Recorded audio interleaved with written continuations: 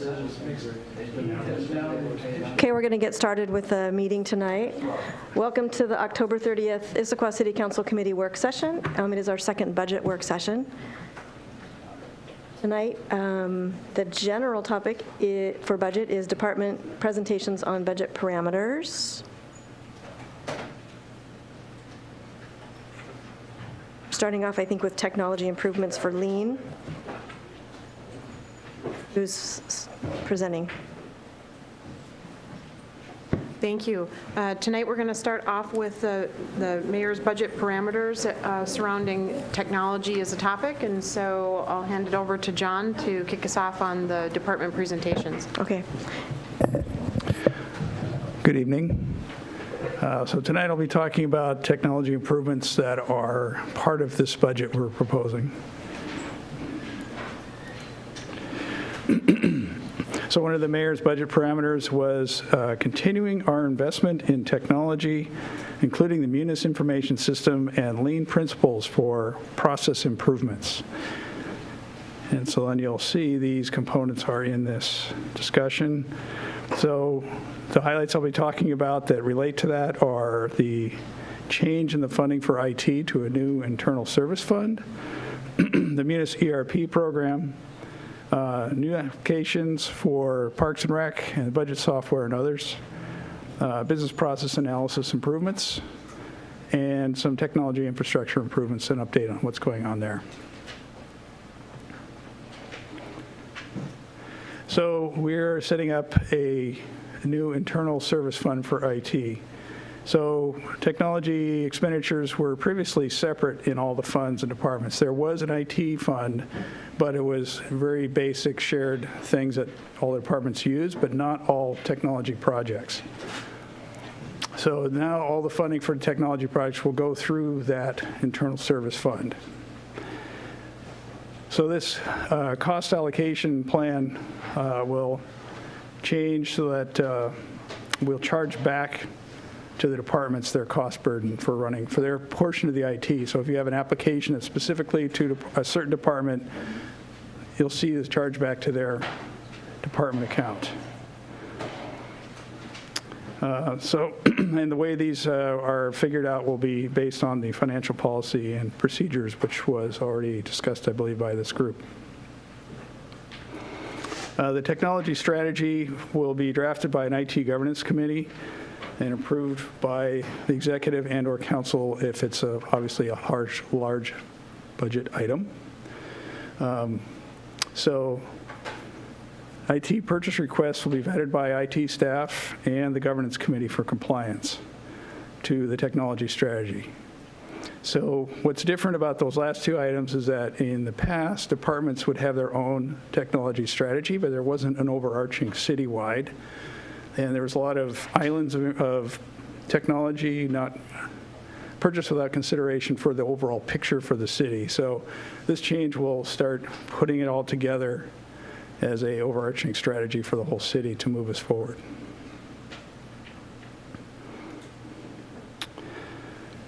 On the Munis ERP program, Munis Phase 2 is still in progress. We have already updated to version 11.2, which is the most current viable option right now.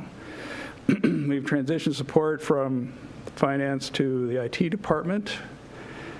We've implemented the Munis program management and process improvement roadmap.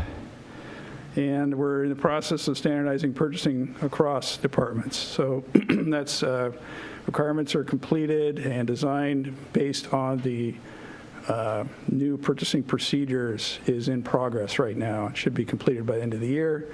And then next year there'll be a training wave for all the departments on the new procedures around purchasing. And so this is moving toward a complete requisition model instead of a direct invoicing model if you're into that accounting speak. Phase 3 is started and in progress. So we're looking at the citizen self-service and merchant banking. So this is basically e-commerce for the city to have our customers, citizens, be able to make purchase or pay for things using credit card over the web or on site. And there'll also be a new merchant bank selected that'll manage the credit card clearinghouse. We visited the city of Linwood and looked at what they're doing and how they're processing it.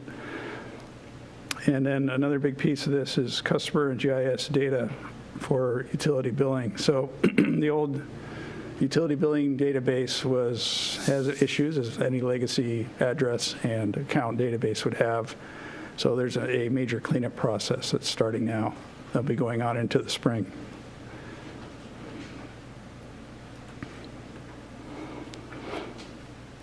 Also in phase 4 is the chart of accounts reorganization. So some of that's from the BARS changes that came out of the state, and also reorganization to match the policy changes that are happening with our financial policies. We're also working on Munis reporting and publishing implementation, so we can actually get some more value out of this data we have in the Munis ERP system. We'll be getting the citizen self-service module, again, the e-commerce piece, the utility billing module, and then we'll have integration with the new Perfect Mind recreation software and the Issaquah budgeting software, which is coming also next year.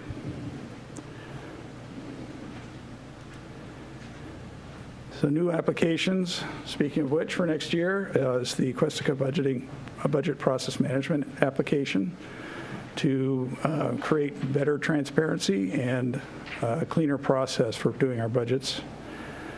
The Parks and Recreation scheduling e-commerce product from Perfect Mind. There's a B&O tax reporting and source of record. Right now, we manage it through an Access database. So this has been a long time coming. There's a product now that's being done in a group consortium. Then there's parts barcode tracking, so it's an additional module for the AssetWorks application. Applicant tracking for getting new employees in the door, finding them basically out there on the job boards. And then workflow automation for doing workflow that's related initially to utility billing, but there'll be lots of other applications.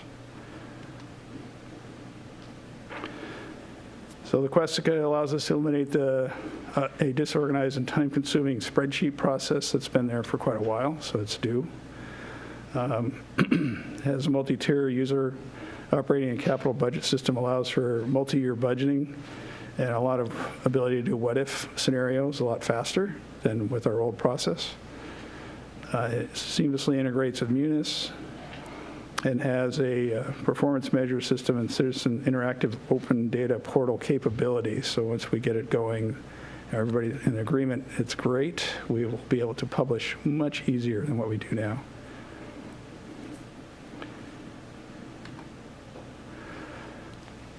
So File Local is a third-party application that's been established by the consortium of Bellevue, Seattle, Everett, and Tacoma. Other cities are joining as an option to the potential mandate by the state around B&O tax filing. It offers a customer service portal for filing tax returns.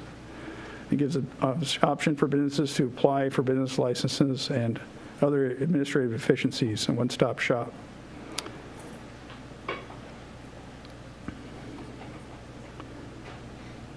The parts barcode tracking AssetWorks module. So we already use AssetWorks to manage our automotive shop, if you will, for all vehicle maintenance and motor maintenance. Then the new module is for barcoding their inventory of parts to get better control over parts management and eliminate manual input and hours spent tracking inventory now, doing it manually. Business process analysis improvements. So the current thing we're working on is financial procedures overhaul. So this is, again, the purchasing accounts payable process. The analysis has been completed. Also, contracts and grant processes have been analyzed. So each department is doing it differently. We're trying to find out what everybody's doing so then we can then develop a best practice and turn it into a workflow, as well as any changes to Munis that will facilitate that. The purchasing card program is coming up in 2018. Then the revenue management as well is coming up in 2018. And so that's implementing the B&O tax collections, citywide receipts, and point of sale standardization, because right now the way we've taken money a lot of different ways and they're all kind of unique and we're trying to standardize. And then utility meter installation and reading, and the process of adding meters or reading meters will be updated to a more contemporary workflow.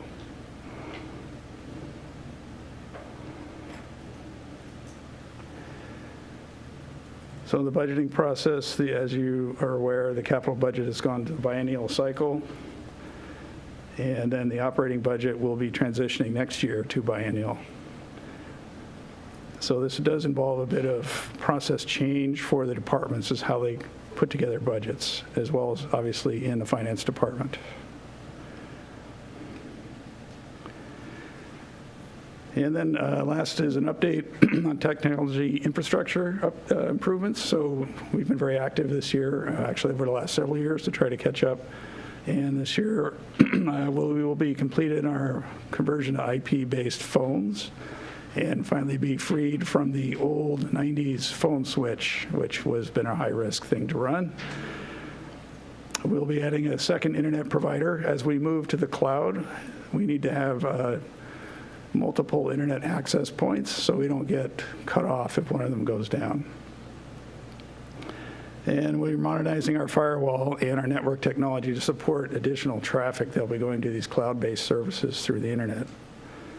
And we've also been virtualizing and retiring physical servers. So 2 years ago, we had 50 boxes. By the time we're done, we'll have maybe 4. A box being a server, a physical server with moving, spinning parts, electrons moving around inside. So it's a significant reduction in management and energy and physical space and air conditioning and everything else that goes with having too many physical servers. This also facilitates us for future moves to the cloud if the market and the pricing is ready. But currently, we're not doing that in any big way with our servers.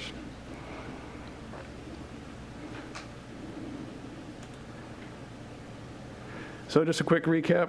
We talked about new technology, internal service fund. The Munis ERP program continues. There's new applications to improve service delivery across multiple departments. The business process improvements continue and are picking up speed. And the technology infrastructure improvements to enable and support all the above are underway. So is there any questions?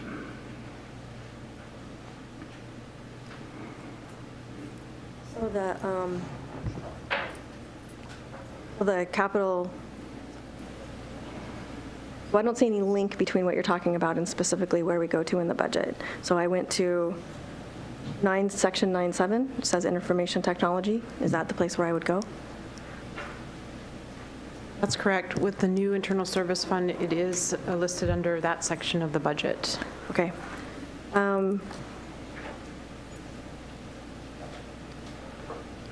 So you talked about new capitals being on a 2-year cycle. But I just want to be clear, what we show for 2018, that's just still 1 year. I mean, I know that sounds like a dumb question. So it's the last year of the operating, so that's why it's a 1 year, but some of the capital items are 2 year, like the major software, because they're large enough. And so perhaps I missed it, but I just want to know if you could briefly explain, or Jen, maybe Jen can, the technology services total increase of 228%. So just briefly where that is. It came from all the other departments. So it was Public Works, it was over in engineering, it was over in HR. Everybody were paying for their own software, and now it's all been centralized into one spot. Okay, so this is allocating costs to. Yeah. Sure. So on the cost allocation, John, on that, What was the page? Oops. What was the page, Stacy? 9.7. 9.7? it says it has a revenue over or under of $93,000. So can you explain what that is? And then also, is there a component, it looks like between the salaries and the operating costs, it's 1.5 million more than we expended last year. So how much of that, when it gets cost allocated out to departments, could actually be recovered through fees and charges? For example, in the building department, if they have overhead costs now for technology, how much of that will be recouped back out of the 1.5 million? Well, so the first question was the 93,000 or whatever it was, and so that's starting to build a reserve fund for IT. So when you have a service fund like that, like we do for vehicles, we keep a reserve fund.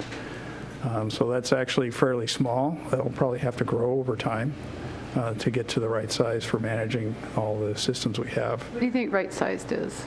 I don't know. I'll go to the expert. Call a friend. We can get back to you on what that is. Great. It would Just be add to based this on question. financial policy and reserves that are set aside for internal service funds. That's great. Then the second part was, if it's going as cost recovery to the departments, how much of it is recovered through fees and charges? A portion of it does come from the tech fee for the Development Services Department, because they were keeping that over in their department. Now this comes under this. The staff position that was associated with that is moving over as of the first of the year from DSD over into the IT department. He's basically an application analyst for the tracking system for permits. But there's not new revenue in this. This is just existing monies that were coming and supporting technology around the various departments. And so then they're just charged back for the cost model as an allocation model. So I guess if I get the cost allocation, and this seems like a great system, just to make sure that every department, the true cost of running the department, is there any way to tell how much of that cost allocation is actually recovered through permits, fees, and charges? There is on the revenue side, and I'll again defer to the expert. Portion that is in this particular budget is $164,000 that is identified as the fee that is charged for development services. Those revenues were moved from the general fund into the new internal service fund and would then match with the expenditure associated with providing those services. Like John explained, was some staffing and perhaps some other operating costs. So we recover those in our fees for service? In our fees for service. Right, so when we went through our building permit fee study last year and talked about recouping costs and which positions would be in fee recovery and which ones wouldn't, I don't specifically remember if IT was a category that was captured in the fees. In the tech fee? In the fees that builders are charged when they apply for STPs and permits and all the rest, are they charged for technology? Included in the study? Yeah, well, so they're charged 5%. So if we put it on They are charged the 5%. building, yeah, so any permit, there's a technology fee of 5%. I think it's not for tonight, but we're also proposing a technology fee on recreation side. So because of the new recreation software that we're purchasing to cover those costs. And when I think Thursday, we're having a conversation around that, if I remember right. Wednesday, my bad, I'm off a day. And so if the council decides that would be appropriate, we would recommend then doing an agenda bill like we did with the tech fee. So, Bob, of the $164,000 that's coming over from the building department, and this is just keeping the books clean, Yeah. can you tell us how much actually we recover on an annual basis doing this? Like, is it Of the percent? building department? of the true cost of the IT services are included in the permits? Is it, it costs us $164,000 internally and we get $80,000 back, or $164,000 back? So I think we'd have to do some analysis Okay, and get you an that's answer fine. on that. That's fine, thanks. So I think I have a similar question, just stated a little differently, because I think it circled a little differently than I would. So in looking at, again, page 9.7-7, so in the revenue side, charges for goods and services and cost allocation charges, it doesn't say exactly where those coming. Those are all coming from various departments, 100%. Right? So it'll be each department paying their share. So all the revenue is coming from other departments. And then the budget goes out this way. So everybody's paying their share exactly. And so that's why, as an internal source fund, this can be coming from various funds from each department. Majority is general fund, I'm assuming. But then it's paying out that way. So it's all cost. So if somebody has a big cost one year for something, then they're going to pay more that year in that share into this fund. So all the cost for your department, John, is in this $3.5 million, That's correct. all coming from here. Now, there's basically two components to calculate that. There's the cost of everything that people share, like the network, servers, that kind of stuff, and then that's split up by the size of their department. And then if they buy something that's just theirs, they pay for that directly out of that department. It doesn't get shared by everybody else unless, like for example, GIS, just about everybody uses it, so that's spread around. But Parks and Rec, that's just their thing. Really, nobody else will be using it. So it would still be managed out of your department because you're talking about the strategy, everything's there. They would just have an increased fee for that software for that particular department. Correct. Thank you.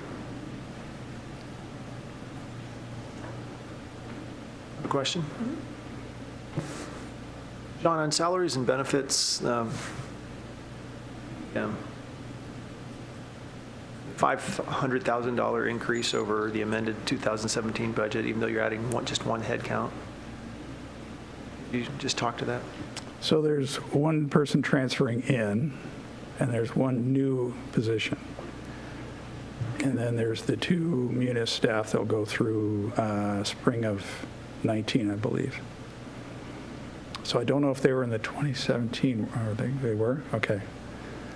So it's the one transfer in from DSD and one new additional position. The rest of that is just the increases in cost of benefits and wages. Okay, yeah, when I just looked at the headcount changes, there's just one listed there, and then you're just seeking for approval. So this is a transfer, the other one, the second one. Yeah. So there's the transfer, and then there's the new position that should be in there as well. That's the senior ERP analyst.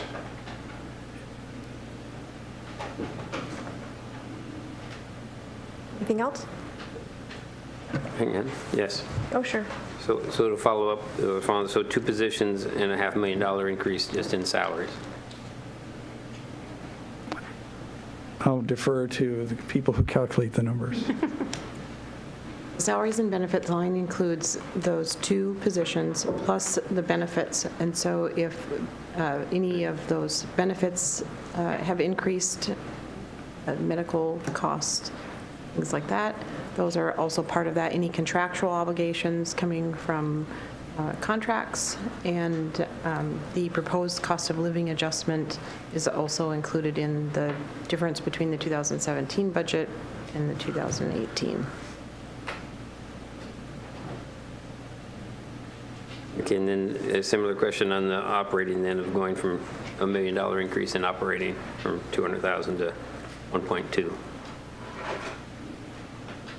And that may be some weird numbers there because I know we're setting up a fund here, and so it's really hard to look back, but I'm trying to, because I don't have a history here because you weren't provided what is the ID department last year. I have to go back and pull out the 17 budget and look at what they were separately last year to compare that. So maybe you can help out there. I don't think the department was $3.5 million last year. That's correct. Last year, this was a department in the general fund. The total budget in that department, general fund, was $1,065,000. 2018, we pulled a number of different line items, things that were of an IT nature, and so that's why there is a significant increase in that, and then we charged it out so that you have the revenues then covering those expenditures.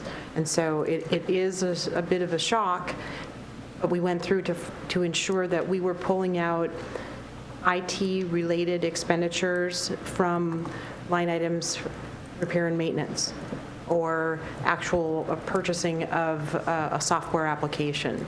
So that's why it is kind of sticker shock. Okay. I can buy that. I'll go back at 17 and look at that, but it's still $500,000 for two positions seems a bit steep.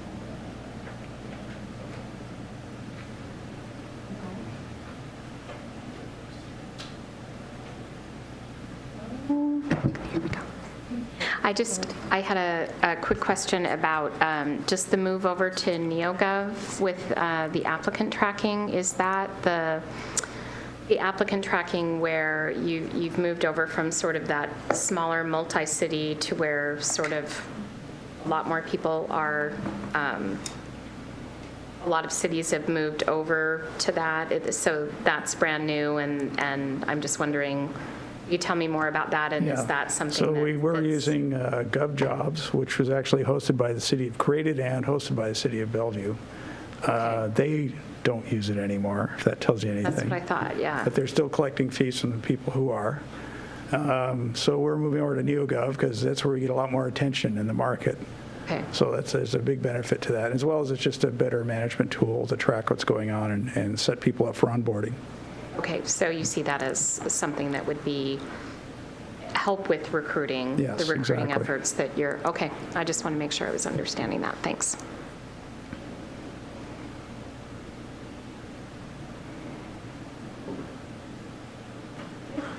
Okay, thank you. Thanks.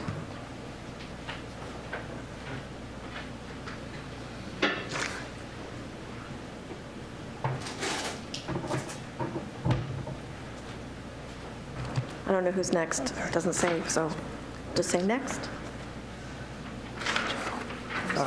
Service levels.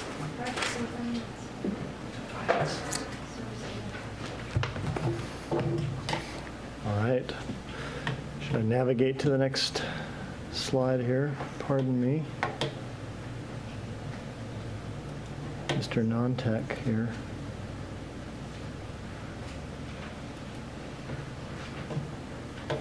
There we go.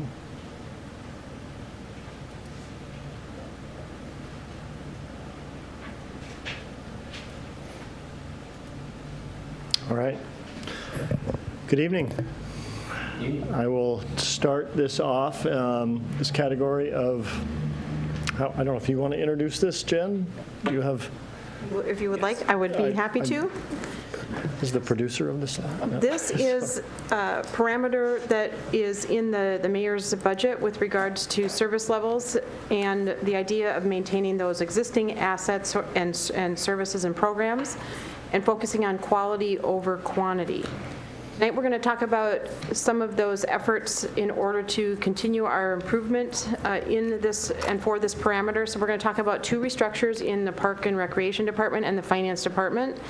And then we have some service level changes for the Senior Center program, a recreation facility programs, a new turf replacement program, and then an overview of our transportation efforts. So with that, Jeff is going to talk about the proposed reorganization in the Park and Recreation Department. Thanks, Jen. Great intro. All right, so as Jen said, we have been at work, and what you see before you, we actually highlighted this a little bit, if you recall, at the City Council retreat. This has been a product, quite frankly, of some strategic planning work and evaluation that we've been doing internally in the department within this last year. Sort of that chance to take the honest look in the mirror about how we position ourselves organizationally as staff and really aligning that with what we are responsible for delivering to the community and what trends, what needs we see for those core services. So not a perfect chart, but sort of a blending of our core services and core sort of units of business and how we organize our staff. So I will touch on these goals first, and I think real quickly run through how some of the changes that we're moving into in 2018 here. One of them was really taking a look at our existing staffing level. So in this, there's not necessarily a specific budget request for new FTEs, but this is just how do we reorganize our existing staff to better align with the services that we're asked to deliver. As we went through our strategic planning work in the department, it became pretty clear, looking at the work plan of the past couple of years, looking ahead, forecasting our work plan, moving forward, we have a need for increasing our capacity within the Park Planning and Development Group. A lot of responsibility here in terms of strategic planning, project management on our capital investments, interdepartmental coordination with development review and with public works projects, interagency work. We currently have one staff person within our park planning and development team, so the need to increase that capacity became pretty clear. We also saw an opportunity as we do that to look at our leadership level within the department and how do we equitably distribute our leadership within the department. I'll highlight that here in a second. We then looked at how within the recreation team and how recreation's been organized. Clearly there's some different work groups within that, but how do we maybe define some real distinct and well-defined buckets within our recreation group?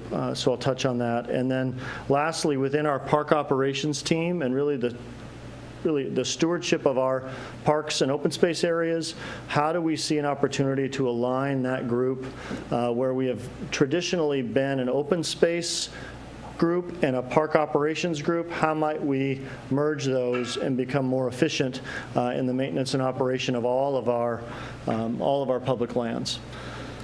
So with those goals in mind, we really have sort of three main categories of the restructuring here. In increasing our park planning and development capacity, we're proposing, historically, there was another layer over here in recreation. Ross Hoover, if you're familiar with Ross, filled a role just underneath the deputy director position. We're proposing and moving into 2018, taking that position and moving Ross over to become a park planner.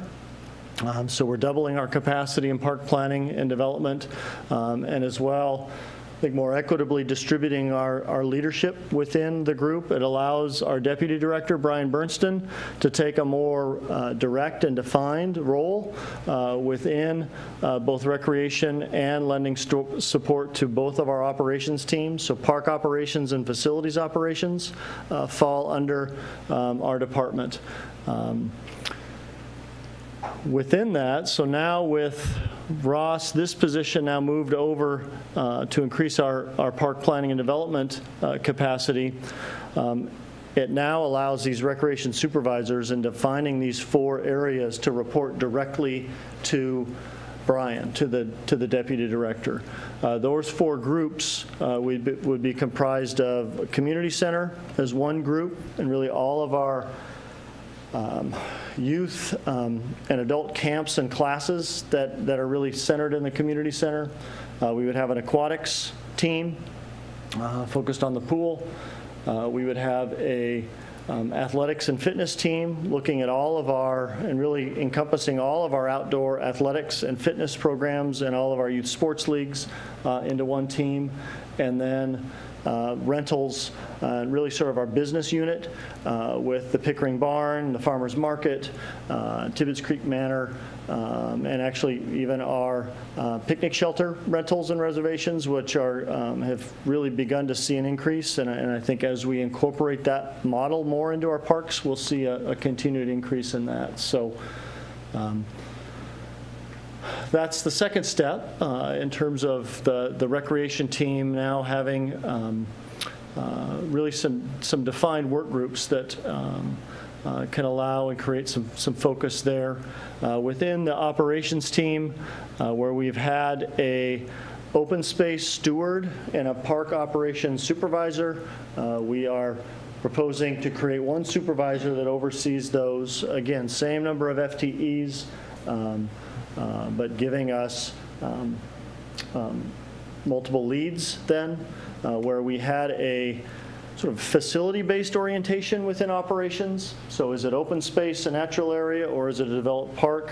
What we would be moving towards is more of a geographic distribution, which many cities do, where we would create a team, 2 teams that would be overseeing all of our parks and open space areas in geographic divided areas of the city. So we'd have a north, if you will. We haven't defined what that line is, but parks and open space in a northern area and a southern area.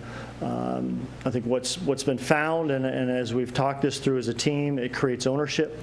It creates efficiency and effectiveness, so we don't have two teams. We're not sort of trying to manage two separate systems. We're managing one system and doing it a little more effectively and efficiently. So it's a real quick overview of some of the work that we're doing, and again, taking this look at how are we aligning our staff, positioning our staff to deliver the services that certainly through the budget you expect us to deliver, and what the community expects us to deliver as well. So, any questions? That was a great explanation. That was a great explanation, Jeff. So when I looked at the chart, I couldn't really, in my head, figure out where you were coming from and going to, but you totally filled in the gaps with what you said here. So if I'm looking at it correctly, when you divided up the roles and responsibilities, the park planning staff is now directly under the director, as well as all the parks administration activities? Correct. That The is planners really what you do. report to me. Okay. Yes. Yep. Great. Yep. Thanks. Correct.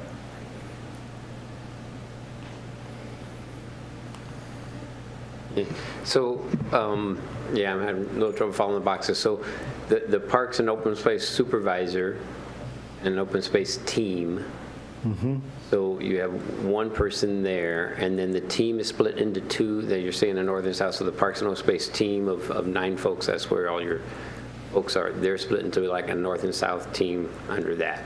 Correct. And similar with the Facilities Supervisor as Facilities Team under them with a north and south split.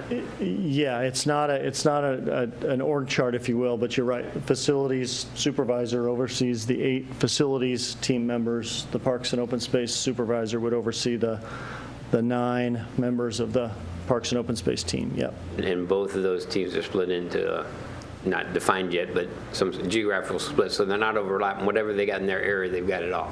Right, within parks. Right, yes. Facilities, we have not made that distinction yet, or made that definition. So I think that's still some more work to be done on what that looks like. Facilities is a little different. I mean, obviously we have buildings throughout, but the specialization within, when you look at a facilities team, whether it's an HVAC level of expertise or the custodial team, there's a little bit more specialization within that facilities team that I think takes a little bit more sort of analysis on our part to figure out how to best position that group. Rick Patterson, Rick oversees, Rick is the operations manager overseeing both our facilities group and our park maintenance group. Okay. And then on the rec side, you have a rec supervisor, and you have those 4 areas, 4 different supervisors you're talking about, from community center to the specific facilities, right?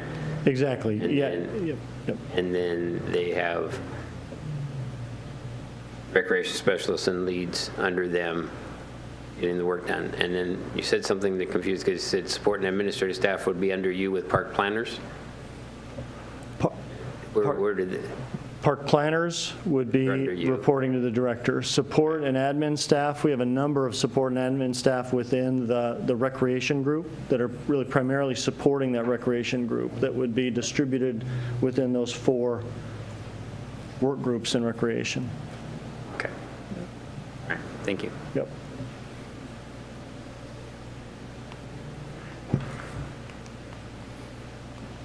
Jeff, that chart shows total FTEs of 42.5.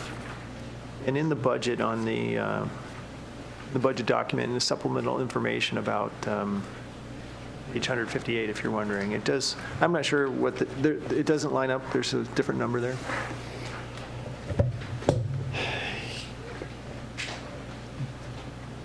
So this is the one we would be approving.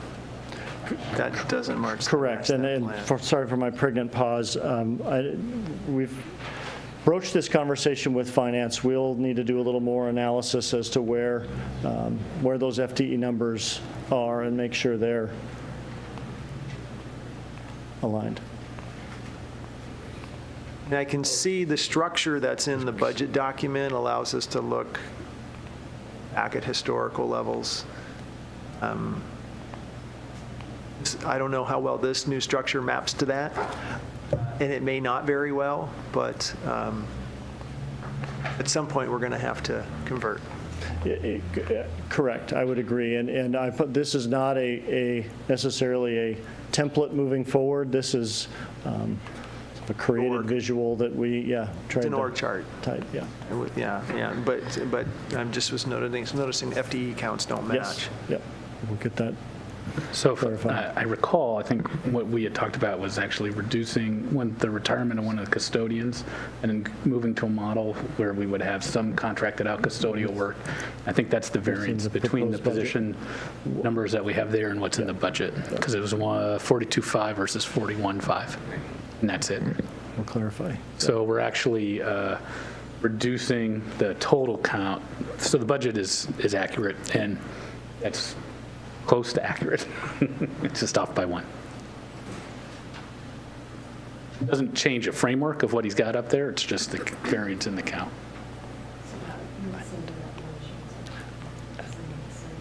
Yeah, it'd be one of these 8. Yes. That's the position, right? Dotted line. Right? So I guess I was still just trying to put this as a true org chart in my head, but with the changeover, the changes that you've made, was it a little bit of a more flat organization before, and now you're putting in more tiers, more structure, or? Honestly, I think that's a great question. I think it's doing two things. I think it's actually, it's flattening and defining the 3 core functions of our department a little bit better. It's bringing some definition to the park planning and development component. And I think within recreation, it's actually flattening the recreation group and having those 4 teams report directly to the deputy director, as opposed to reporting to a management level position that existed within there. And you had some recreation members reporting to Ross, some reporting directly to Brian. So it creates a little more definition and honestly flattens the department a little bit. Yep. So Jeff, with the new parks that we've acquired or built in the last few years, has the Parks Department added maintenance staff to keep up with the increased acreage of parks? Having been here a year,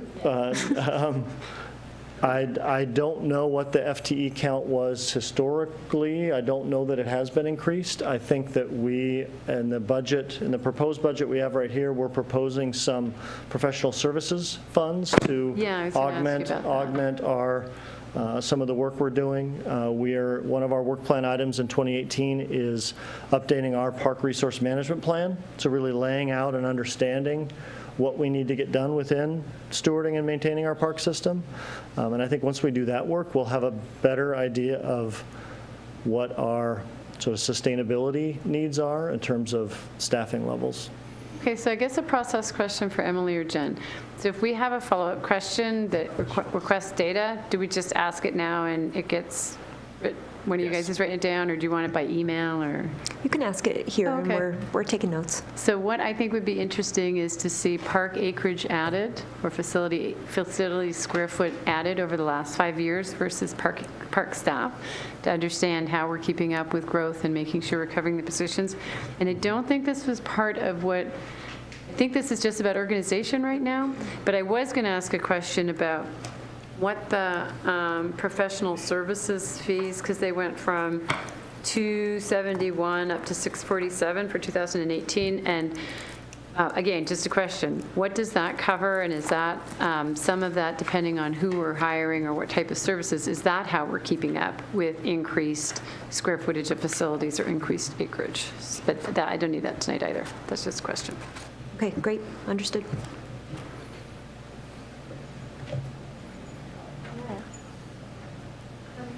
Did we used to have an arborist that was part of the Parks and Rec department, or who is the person that would be? Mariah, you're not. Oh, sorry.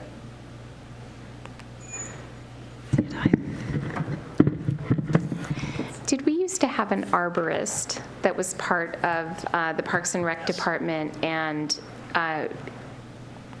now who would be dealing with those sorts of issues with anything having to do with trees and that kind of thing? Sure. We did. We had an arborist for some time, like other positions, like carpenters, things like that. Those skills have been trained up in various positions in the department and absorbed by those positions. We found that more of our parks crews were gaining expertise in that area, and whenever we had a critical item that needed a higher level of expertise, which were fewer and farther between, we could contract for services and have an arborist on call to perform that service. But the bulk of the work has been day-to-day sort of activity of making recommendations on how to trim trees rather than whether a tree is diseased, but in such a way that's harder to distinguish. So for those tougher cases, we bring in a contractor. For the day-to-day work, our staff has the ability and knowledge, and they're able to go about the tree maintenance work.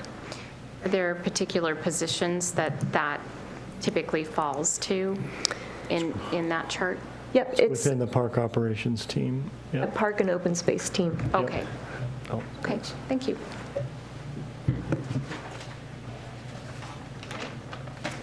So again, just looking at the change in FT, or the FT chart on the back on section 10-39. So you mentioned the reduction of the custodian position, and it's fine. Then I also see you didn't mention a reduction of 2 recreation coordinators. So you talked about 1 management position, but there was 2 here that you're reducing to add that back to get there. So I'm just Let me get to that page. 1039.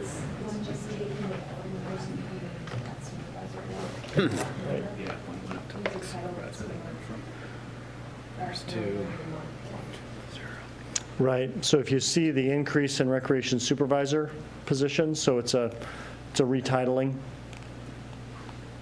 There's 2, 1 up and 2 down, so you actually lost a position in there because you eliminated 2 and added 1 up. 1 recreation supervisor and got rid of 2 recreation coordinator. And then Ross's title was recreation supervisor, so that position goes over. You'll see that under park planner, it went from 1 to 2, which would be on page, the prior page 38. At least in this information sheet, it's under park planning and administration. See Okay. parks planner went from 1 to 2. All right, so 1 was eliminated and 1 was transferred. The other one, no. None have been eliminated. Didn't think so, but they say there's 2, so So if you look at 1 went to 158, supervisor yeah, so there was, and 1 went to planner. so recreation supervisor went from 2017 1 to 2, so that was an increase of 1. Recreation coordinator, you see that drops from 2 to 0. And then down below, recreation supervisor at the pool goes from 0 to 1. Right. So those end up being a wash, and then the variance is in the custodian up above, city facility services, that went from 4 to 3. Okay, there's 1 then. Okay, Yeah. thank you. Yep.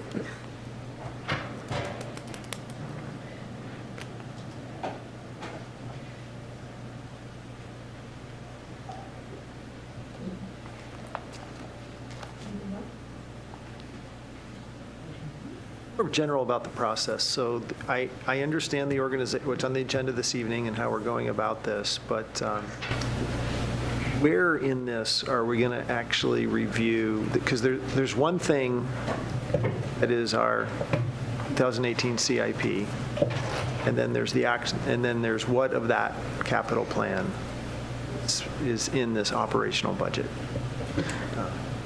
How are we going to address that? Can answer that question. At the last budget work session, that was a question that you asked. Okay. And so in the budget, there, in the capital project funds, it's just one summary amount.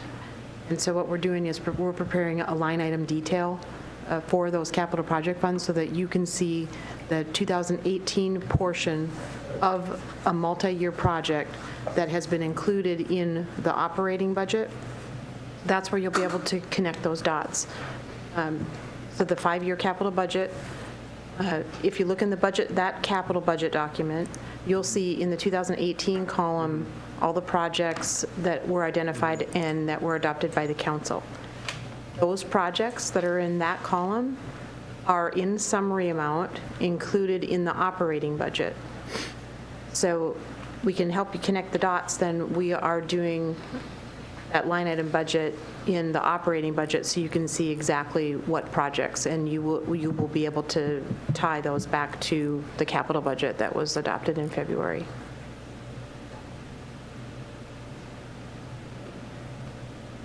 Okay, so we're gonna review that. That's correct, yes. Thank you.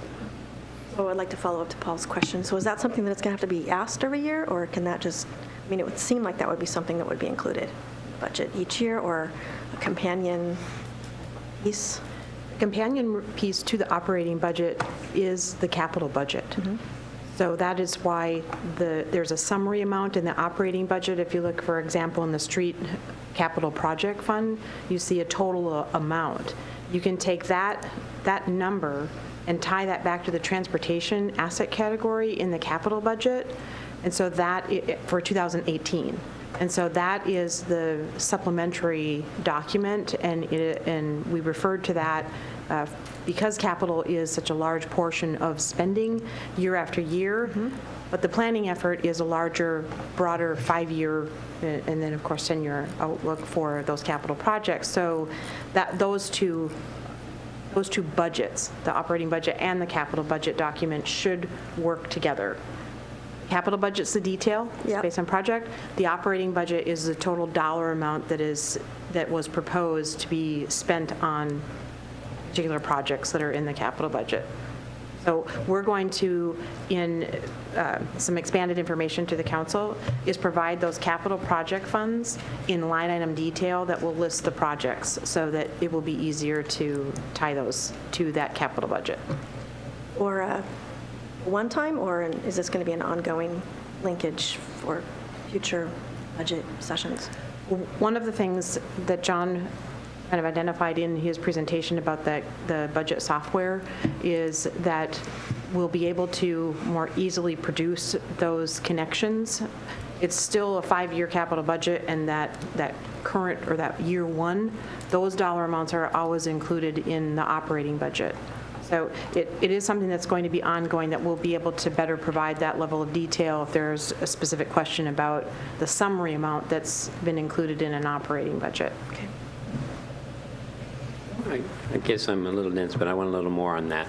So the capital budget is in the operating budget, which is this, right? 2018. Right.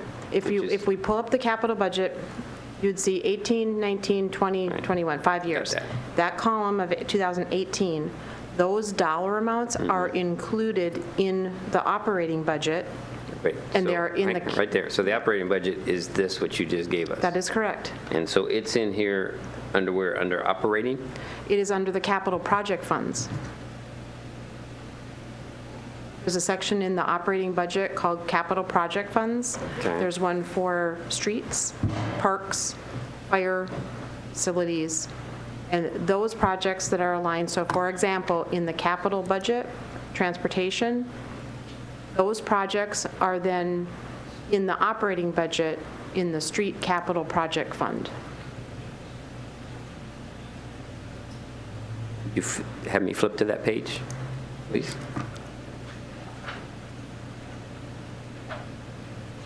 It's 7.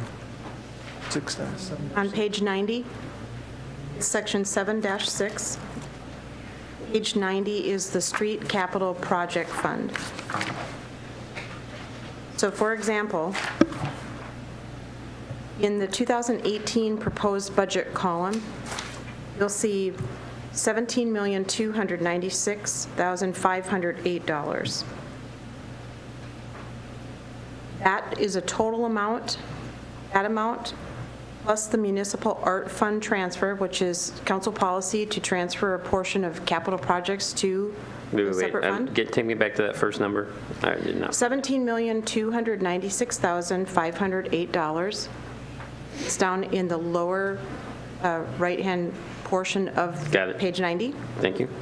That number is the total amount that had been identified in the capital budget for transportation projects.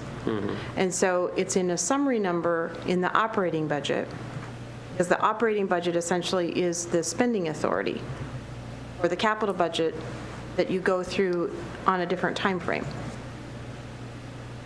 So, and you said you're going to give us detail for this, and that's going to be when? So what we are preparing is, instead of seeing a lump sum 17,296,508, plus the 118,395, so those totaled together, you're going to see them listed by project versus a lump sum from a spending authority in the operating budget. And when is that?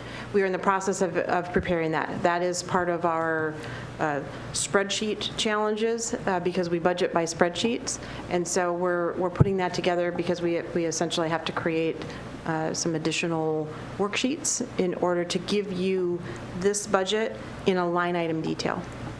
And that'll be coming in the next or the one after? That is correct. Session. We're planning to have that for the Wednesday night conversation about financial stability. Great. All right, thank you. Yeah, just, and thank you that, Regina, I do remember talking about it. And so the two, we had the IT up here, right? So there is no component for IT at all in the capital fund section of the operating budget. So there's, and then, the capital amounts that's up in the department area, however, and the CIP don't match. And then Parks is kind of the same way. There is one in Parks in the capital funds area, but the numbers don't match what's in the CIP and what's in this operational budget. So being able to answer that question, I think this is what we discussed before, is the goal. Exactly what we're going to try to answer that. Thank you. And because it is confusing, because the amount that goes to the art component is a transfer out from the fund. So you're seeing the accounting of how the money flows. And so if you go to the art fund, you can see this transfer in. That funding source and goes for those art components to those projects. And so the two in the capital fund, the line item plus the art fund will match. And I'll be providing you the math because it's going to match. Okay. I promise you. Okay. I think you understand the For an answer. internal service fund, when you talked about the IT, there is in that fund, there is capital outlay or capital projects, because when there's an internal service fund that actually has some capital projects, you're going to see the same thing. Instead of an actual capital project fund, you're going to see that in the more of the operating fund. It's the same thing for the water, sewer, and stormwater. You're not going to see a separate capital project fund for those because they are business-like funds. And so the capital expenditure comes out of that fund. So you can connect the dots for capital from the capital budget to the water, sewer, storm fund as well.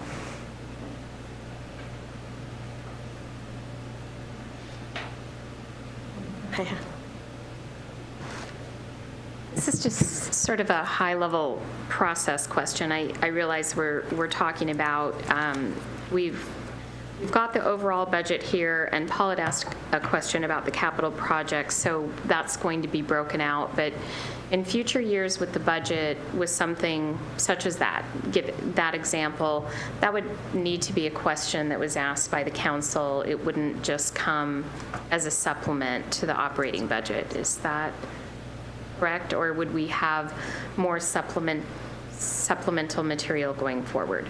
I do want to restate is that the supplemental material for the capital project funds is the actual capital budget, which is referred to in the operating budget. So that essentially is the detail because it's project-based, and we build on that in order to come up with what we want to invest from a capital perspective.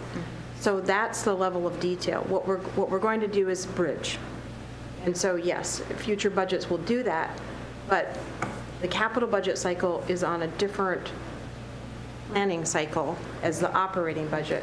So I want to reiterate that the capital budget is that supplemental piece of detail to the operating budget. I think we all get that it's supplemental. I think what you're hearing is it doesn't seem very transparent. And we just adopted a new capital budget process, and I think there were a lot of questions and a lot of concerns when we were going through that process about how it was going to work. And I see now that we have a lot of questions about how is it going to work and how are we going to have that linkage.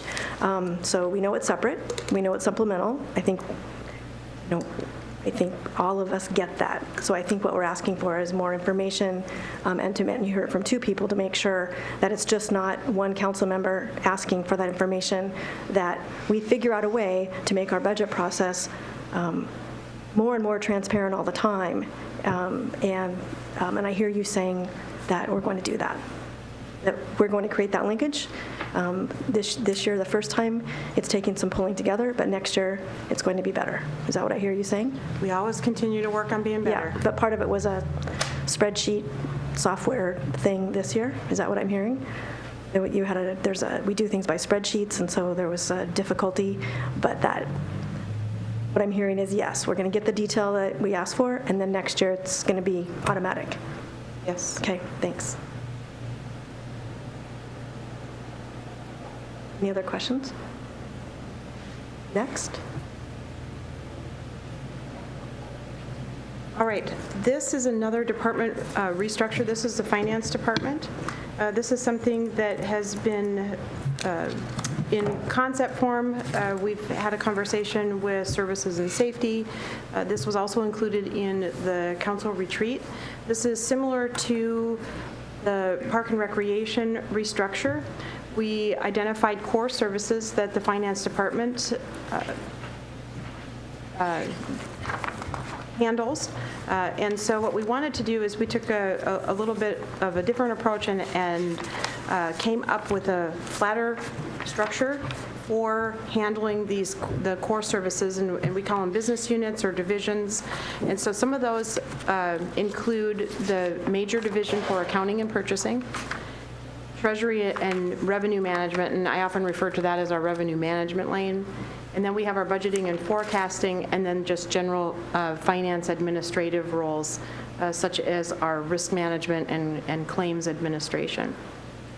So what we're proposing to do, and we came up with a combined classification called a financial operations manager, and these are key divisions where these roles for that financial operations manager in these specific core areas would take a stronger leadership role, have a significant level of responsibility, and a significant level of confidentiality when it comes to administering all of the financials and the reporting, and ensuring that we are working towards transparency, better accountability, better details, and those things like bridging the gap from one budget to another.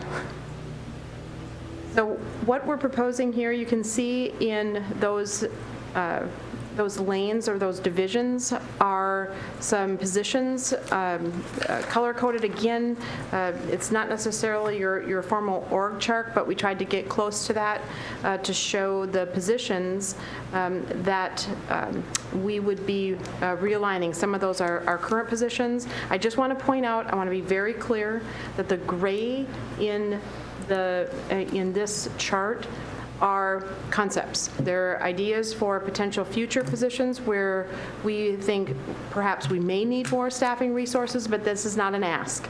And it is just a concept to show you more of a longer term. We do, however, I want to point out that in 2018, this is part of the new staffing positions. We are asking for a new accountant, new full-time FTE in the accounting and purchasing core services division. We're looking to do some realigning of some positions, and essentially you can see for 2018 we are requesting that we go from 11.75 FTE in the finance department to 12.75. The key changes that are being made are the deputy director would be shifting to a more focused and streamlined leadership role in the accounting and purchasing division, shifting a senior accountant to the budget and forecasting division, and a minor transition from the financial services supervisor position to a financial operations manager focusing on that revenue management lane. And just to circle back to John's presentation about some of these major process improvements, technology applications that are being implemented, you heard budget software implementation, so that is a major undertaking of the budget manager. The revenue applications, things like the B&O taxes, point of sale, receiving credit cards as a form of payment, ensuring that we continue to make improvements in our grant management, and ensuring that all of the revenues that we take in, that we can start to streamline those processes. So the revenue manager has quite an undertaking as well. And then, of course, the accounting and purchasing. We've been going through our purchasing and contracting current processes across the entire organization. The IT department has gone through and had conversations with all departments about what their current practices and procedures are, and so we're going to bring those in to be a more standardized process, some changes with regards to how we make purchases, and then, of course, we always want to continue to improve on our financial statement preparation, and so that's also in the accounting and purchasing division.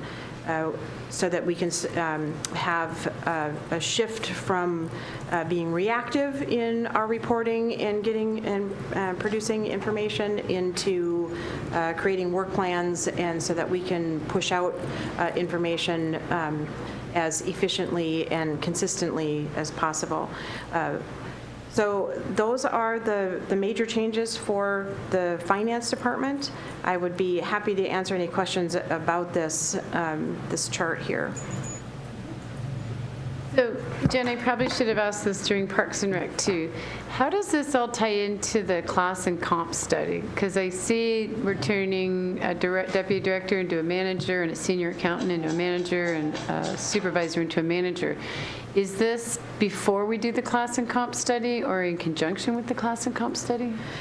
It's been in conjunction with the class and comp study. So we did, when the request to go out and pull all of these into, to remove the deputy director role and have 3 key division managers, we actually went and looked at other classifications, and that's where we found the financial operations manager to be an ideal classification. So this is a part of that, because we didn't want to go backwards while we were doing a classification for these positions. So we've essentially done that for these 3, and that was an important piece to get those key division managers. So the class and comp has been done for this piece already? It will be revisited to ensure that we have the right classification. But that is, what we did was a mini classification review. That's how I would describe it, but it would certainly be part of all of those positions that are part of the class and comp study. Okay, and then 2 other questions, and I'm not sure if you want to answer them tonight, or they might need more thought. From a high level, where we have deputies in some departments and not deputies in others, that seems confusing to me. So somehow understanding how some departments must have deputies and others do not need deputies would be good to know, just generally, since we're starting to see these different structures form up. Whether or not you have deputies, I understand that's totally how you decide to structure, but just for me to understand why we go one direction with one group and the other different way with, say, the recreation group, or Parks and Recreation. And then the second question is, I think I remember 2 years ago that we actually took some positions from finance and transferred them to IT. And now we're looking at creating some new positions. And somehow I can't seem to link the whole story why we downsized finance at one point and now we're going back up in different direction. If you could look back at the last 3 years and sort of explain why we did what we did. I think the thing that's sort of surprising me is that as we add technology, we add positions. So we moved some over to IT, now we're adding to IT, and now as we add more software, we're adding more positions. And I'm maybe not seeing the efficiency piece of it, of using all this technology, because it seems to come along with more positions in multiple departments. And so I kind of want to understand how those ongoing costs are, what the savings piece is to those ongoing operating costs. And I don't need it. Yeah, so we can give you some more information. The Munis, so what we had while we were doing the Munis implementation, when finance was the lead, that position was within that department. And then now we got most of the Munis financial pieces done. There's still some additional work. And so that position ended up turning into Gus, and that's in the IT department. And that was a limited term. So there were 2 LTEs that were created as a result of the Munis implementation. John's still here? Mm-hmm. There you are. So I'll sneak in and just say, Okay. a reminder every chance we get, because if I don't say it, then I'll have department directors. Oh, I did push. Red. There you go. I'll have 2 department directors that will remind me after the meeting if I don't say this. So those 2 positions are basically on hold for Finance Department and Parks and Rec. So we took the FTEs from those 2 departments and basically created LTs, limited term employees, in IT to assist with the Munis project. Once the Munis project has been completed, I'm confident those 2 department directors will be asking us to return those positions back to those departments. But that's going to be a conversation for another day, because I suspect John will have hopes of retaining those positions as well. So,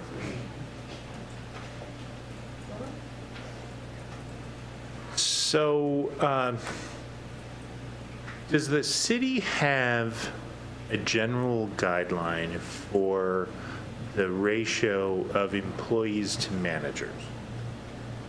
In other words, is there a target? And the reason I ask this is I look at parks and I see 6 managers and supervisors out of 42, if I do my math right, which is about a 6-to-1 ratio of employees to management. Finance, I see 4 managers out of 13, which gets you 2.25 to 1. So it's, you guys don't have to answer tonight, and I'm not trying to, asking at sort of a high level, how do we decide whether an organization has not enough managers or too many managers? This seems manager heavy. So it's a question I would like to get an answer back later about how do you decide how many managers you need for an organization and whether you're right sized for managers. Mm-hmm. So I'll just give you an answer off the top of my head. So kind of general rule of thumb is 6 to 7 span of control for a manager.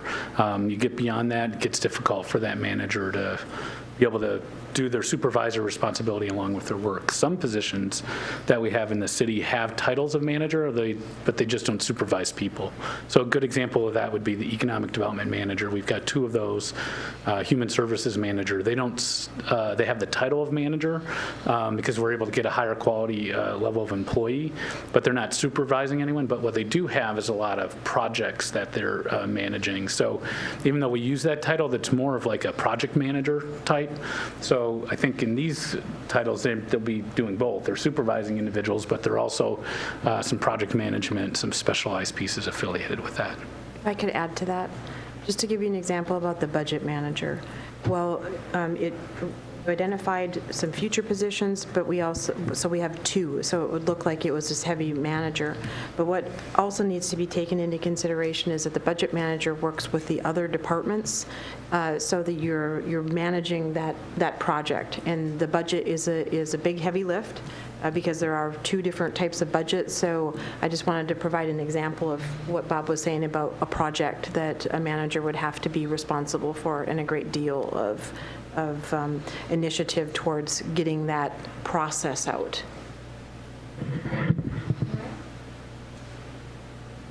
So I had a similar question that Mary Lou asked, and I was thinking about the deputy position and if there is consistency and if there's some best practices out there about how other cities are handling this. But in terms of the split here with the 3 departments and the 3 managers, it seems to me that you've got actually created more opportunity for career progression in 3 different areas. So by eliminating a deputy director and then flattening and broadening that a little bit and creating these 3 areas, it may be helpful in terms of career progression. So I started out with that same question, but as I'm looking at that, are there some best practices I'm assuming that you looked at with other cities in terms of how they have this set up? In terms of the size of this city, and there certainly are cities that have, for example, a finance director, a deputy finance director, and then division managers, but that didn't seem to fit with the types of services, our core services, and our goal for flattening the department. So it really depends on size of city and what services are delivered. And in the finance department, these are the core services. There aren't anything you'll see where I've identified IT liaison, HR liaison, and so there isn't. Perhaps if there were a different structure, then there may have been a proposal for a deputy finance director to handle some of those activities. But that's something that we felt we could accomplish with flatter key division managers in this case. It really depends on the organization. Right. Okay. Thanks. So Jen, in the new structure, and I don't have a copy of the audit report, but because we were transferring financial systems, we did 2 years of audit work in this year because we were moving from one platform to another. So is any of this reorganization related to anything that the state auditors report did when they did their audits over the last 2 fiscal years? Not necessarily directly connected. Oh, okay. I just wanted to bring you to the accounting and purchasing division. That first priority, and they're not in priority order, but I can tell you that the financial statement and the preparation of the comprehensive annual financial report is a key task. It's a key responsibility in that division, and so we want to make sure that we're improving on our audit field work, our preparation for those audits, not necessarily a direct. There was a lot of kind of perfect storm things coming through with regards to the 2015 financial statement taking a lot longer to produce, as well as then have the auditor opinion. Because we shifted from cash to accrual basis, we went into an ERP, and so that's setting up the information system. So some of those things were certainly part of the reason, or a big portion of the reason why we had 2 audits, 2 audit years going at the same time.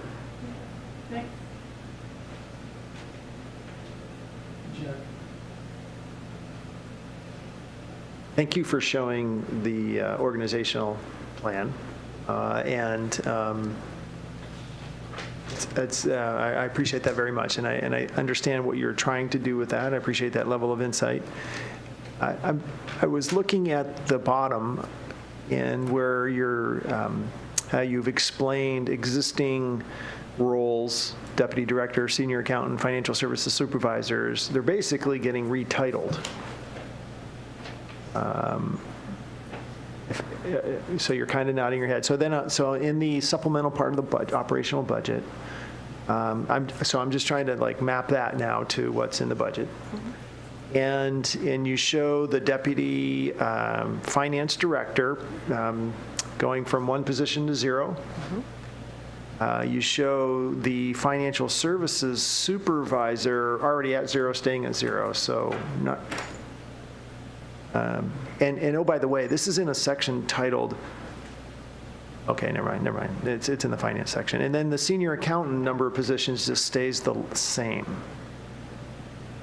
Goes from 1 to 1, stays from 1 to 1. So if it's, I'm just trying to map that to this. Because the 2017 column in the supplemental section are things that are in, because these are reclassifications, these are things that are in progress. So the 2017 essentially has some of the changes that are occurring. And so the change from the deputy director, that's the formal change that we would be, where you see the deputy director go from 0, or go from 1 to 0.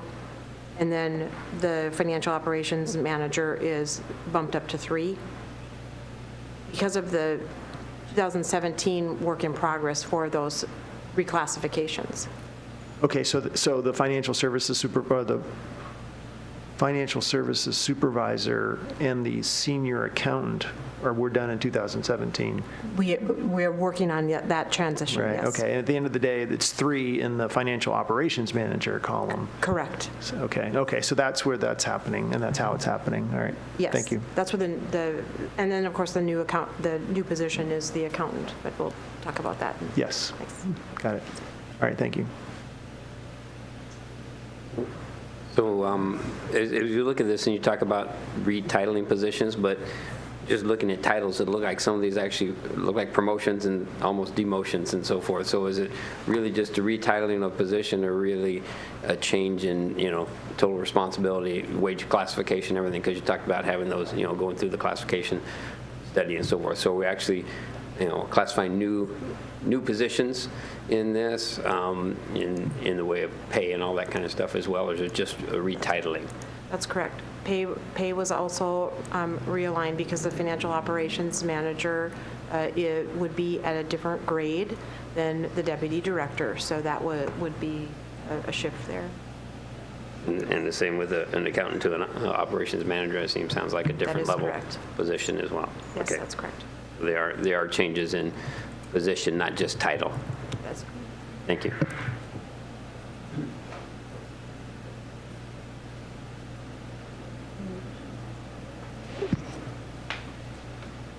Next, senior center programs. I'm going to guess it's Jeff. Excellent. Segueing back to Parks and Recreation, the next couple of slides that I will go over represent some budget requests and related to increased service levels within our recreation facilities, the senior center, the community center, and the pool. So we'll start with the senior center. As you know, the city began interim operation of the facility in January of this past year. It's been certainly a success. I would not say we're not operating at a long-term operating model, full-service facility, but it has certainly been I think a great transition into the future that we want to define for the senior center as a community and as a city and as an organization. One of the things we did throughout this year was created a senior center advisory group to help really start looking at that long-term lens. What do we want? How do we want to position that senior center?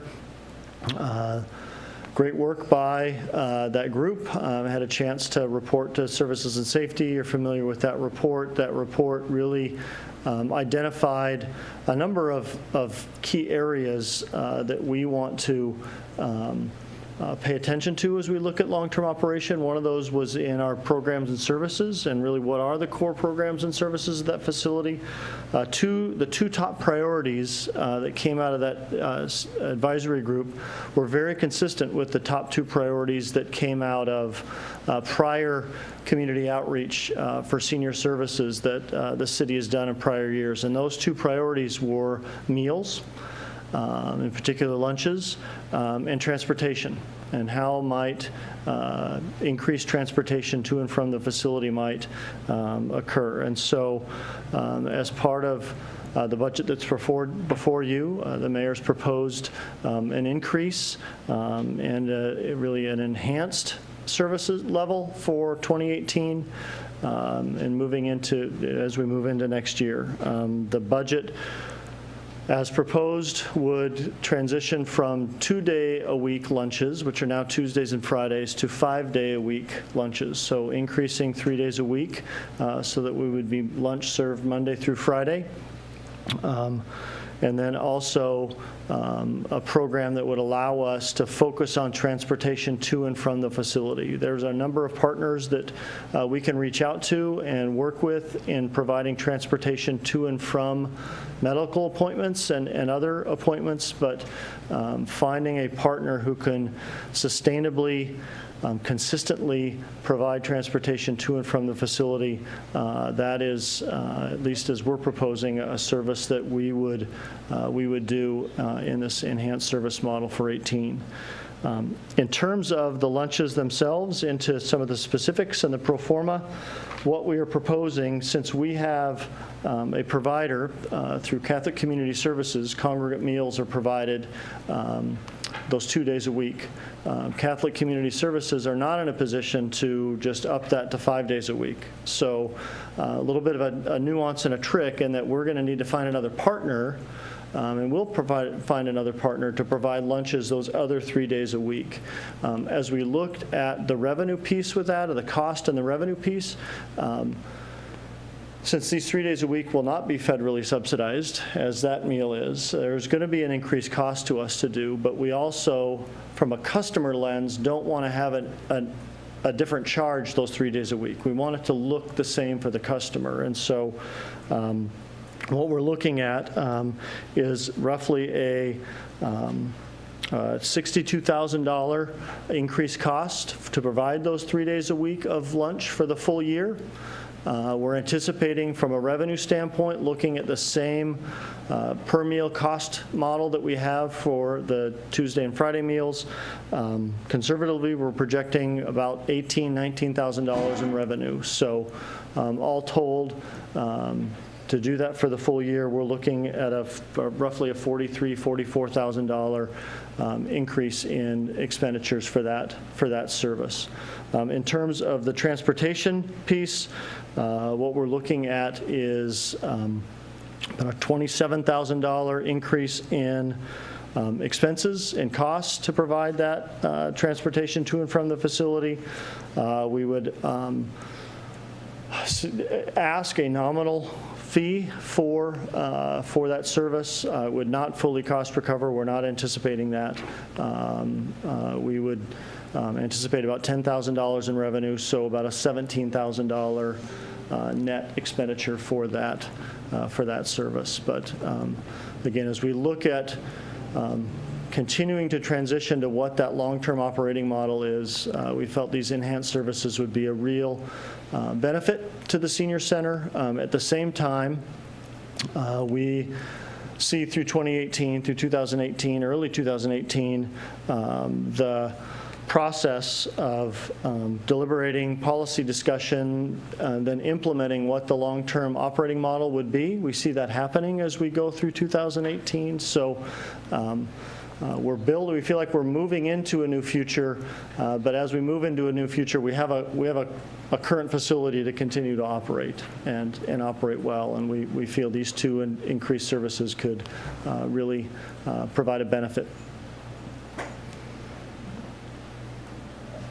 So, Jeff, you have a lot of information in your head that you told us about tonight that I actually think really fleshed out the story. I know that this is a program that's in transition. It was provided by a nonprofit. The city ran it last year. The city is going to run it in 2018, and the future of what happens is still under discussion. But the not being on Services and Safety Committee, and there'll be at least 4 of us sitting at the table who aren't, what is really difficult for me to follow in this is I understand that meal programs are going up and transportation is going up, but I don't understand fully what is happening at the senior center with the city funds. And so the piece that would help me is a nonprofit ran it for a budget of a certain amount and provided certain services. And in 2017, fill in the blank, what did we do? What did it cost? And in 2018, fill in the blank. Mm-hmm. And what are you doing and what's it going to cost? So I can see apples to apples kind of thing. Okay. I don't really see that right now, and so I don't really really understand what all of the increased cost is covering. It's difficult for me to map it out, I guess. And I love the two enhancements. I think they're great, but I'd have to tell you, I don't understand what the basics were to begin with, and that just could be a lack of sitting on services and safety. Second piece is, was there any consideration in enhancing transportation to non-weekdays? Meaning, would we, because we have a city vehicle and I'm not sure who drives it or if volunteers drive it, looking at providing transportation services to and from medical appointments or other weekend activities as well? And if so, what would that cost? What would that look? Is it possible, feasible, and what would it cost if we were to include something like that? Again, we could explore it. The transportation piece we're looking at here in terms of coming to and from the facility, it is a Monday through Friday facility right now, historically had been, and we would be looking at keeping that same model. So. Oh, maybe I misheard you then. I thought you said there was something about to and from medical appointments or something. So there are partners. Eastside Friends of Seniors, one, offers transportation, partnering with them to transport to and from medical appointments. So that is, there are partners that we can reach out to and have that accomplished. What we'd be looking at focusing on here is a transportation model to get seniors to and from the facility. Do we do any transportation services now for seniors? Do we, the city, with our equipment or our staff? To and from the facility, no. Just do to and from? We do not to and from the facility right now. So this would be an increase. This would be a new service, an increased service. Well, again, I think if it was broken Yeah. down programmatically and we saw what was spent and what was done and what is being proposed here, it might be clearer. Okay, and the Thanks. meals, and I could clarify the meals as well. Historically, at least in recent history, I think it goes back a ways, the nonprofit provider, it was a two-day-a-week meal program. So increasing to 5 days a week would definitely be an enhanced service. Thanks. A real benefit. Yep. Couple of questions. Sorry, a couple of questions. First is that whole 5 days a week versus 7 days a week. How do other senior centers in this area, do they typically operate on 5, or do they typically operate on 7? There's a mix. We could do some analysis to find out what that is. I would be curious, Yep. like Redmond and other East Side Yep. senior centers. And then the other thing that strikes me a little bit about this is the language on this long-term operation policy discussion, implementation, and transition.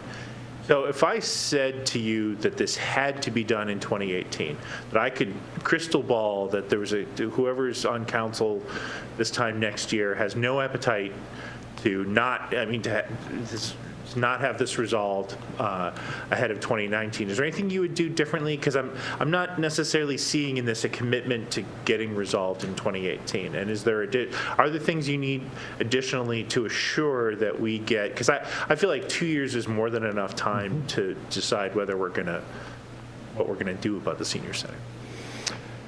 Yeah, I feel 95% confident it will be in 2018, but sort of spelling out what all needs to happen. So likely December, we'll be coming to Services and Safety with, administration and department will be coming with a recommendation and beginning an an agenda bill that begins that policy discussion.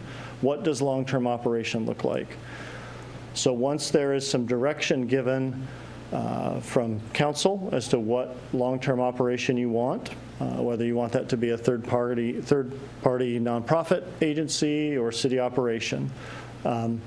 There is a transition period. So let's say it's a third-party operator. There would be likely an RFP process that's a multi-month process, an interview and selection, and then negotiation process. Once someone is selected and an agreement is brought back to council for approval, there's likely a couple-month transition period for that partner to staff up and pass the baton. So administratively, it doesn't take me that long to say that could easily be a 8 to 12-month process to fully pass that baton. So if you're sensing vagueness from me, it's more looking at the reality of that, the length of that transition. Okay, because I think that the group, the citizens group you've gotten together has done a really good job thus far identifying what are the facets that are going to go into making this decision. So I think you guys are making good progress, but, you know, my day job, I like to set deadlines and say, we're gonna be done on this date, right? And then you drive to it. And, you know, I would invite you guys to think about, is there anything that you need to help make this decision in 2018 that isn't there, so you can go from 95% to 99% confident that by December 31, 2018, whatever we're going to do, we've got that long-term system in place. Yep. Jeff, when you presented this slide, you put out some you mentioned some numbers, costs and everything, and you have a page reference on this slide as well, but I really can't find that story anywhere in the budget document itself. And you're nodding your head, yes. Yes, I would be happy to provide some more details in terms of the pro forma, perhaps of what you're asking for. I think that the budget page is more of just a departmental budget page. You're asking for,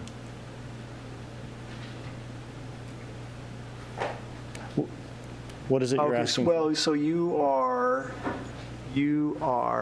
telling us a plan to expand,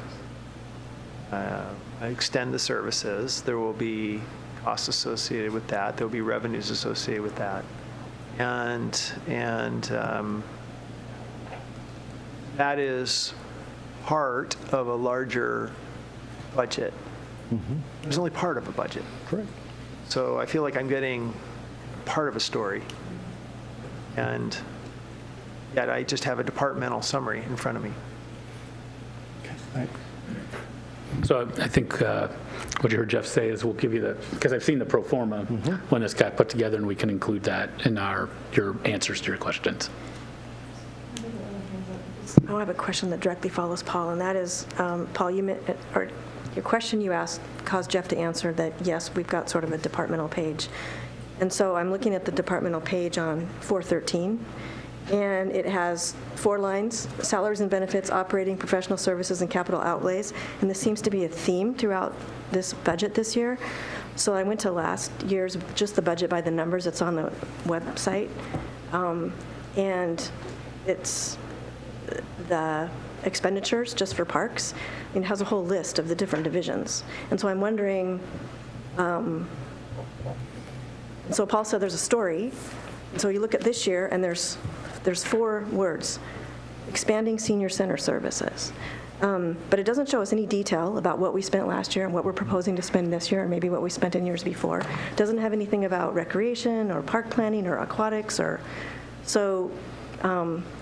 not necessarily wanting to, sorry, I guess I am. I know it's a side question, and I know there are other direct questions about senior centers operations to come, but I want to know, can you tell us about why we went to this model? Because I'll tell you that there doesn't seem to be enough information, as nearly as much information in this budget document as there have been in years past.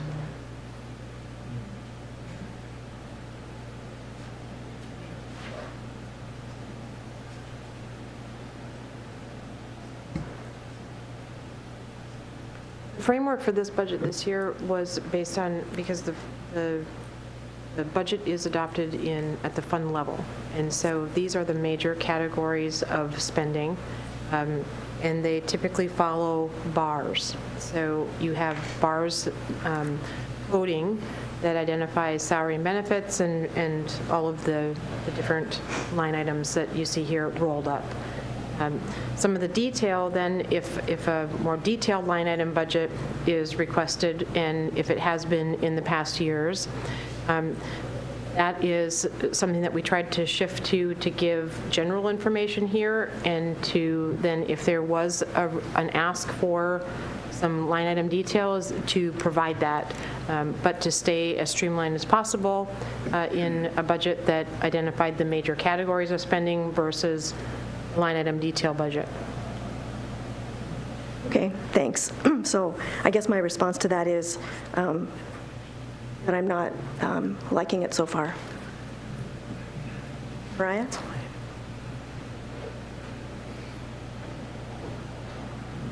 So I'm glad that we talked about that, and I'm glad that Stacy brought that up, because I was going to go back and just look section by section, because it was sort of startling to go through, and I felt like it was less detail, and that's why I had asked the question earlier, so I can understand the process, is that in order to get detail, one of us needs to provide a question, and that just seems hard, because there's so much that that we may or may not be reviewing. So that just doesn't feel great.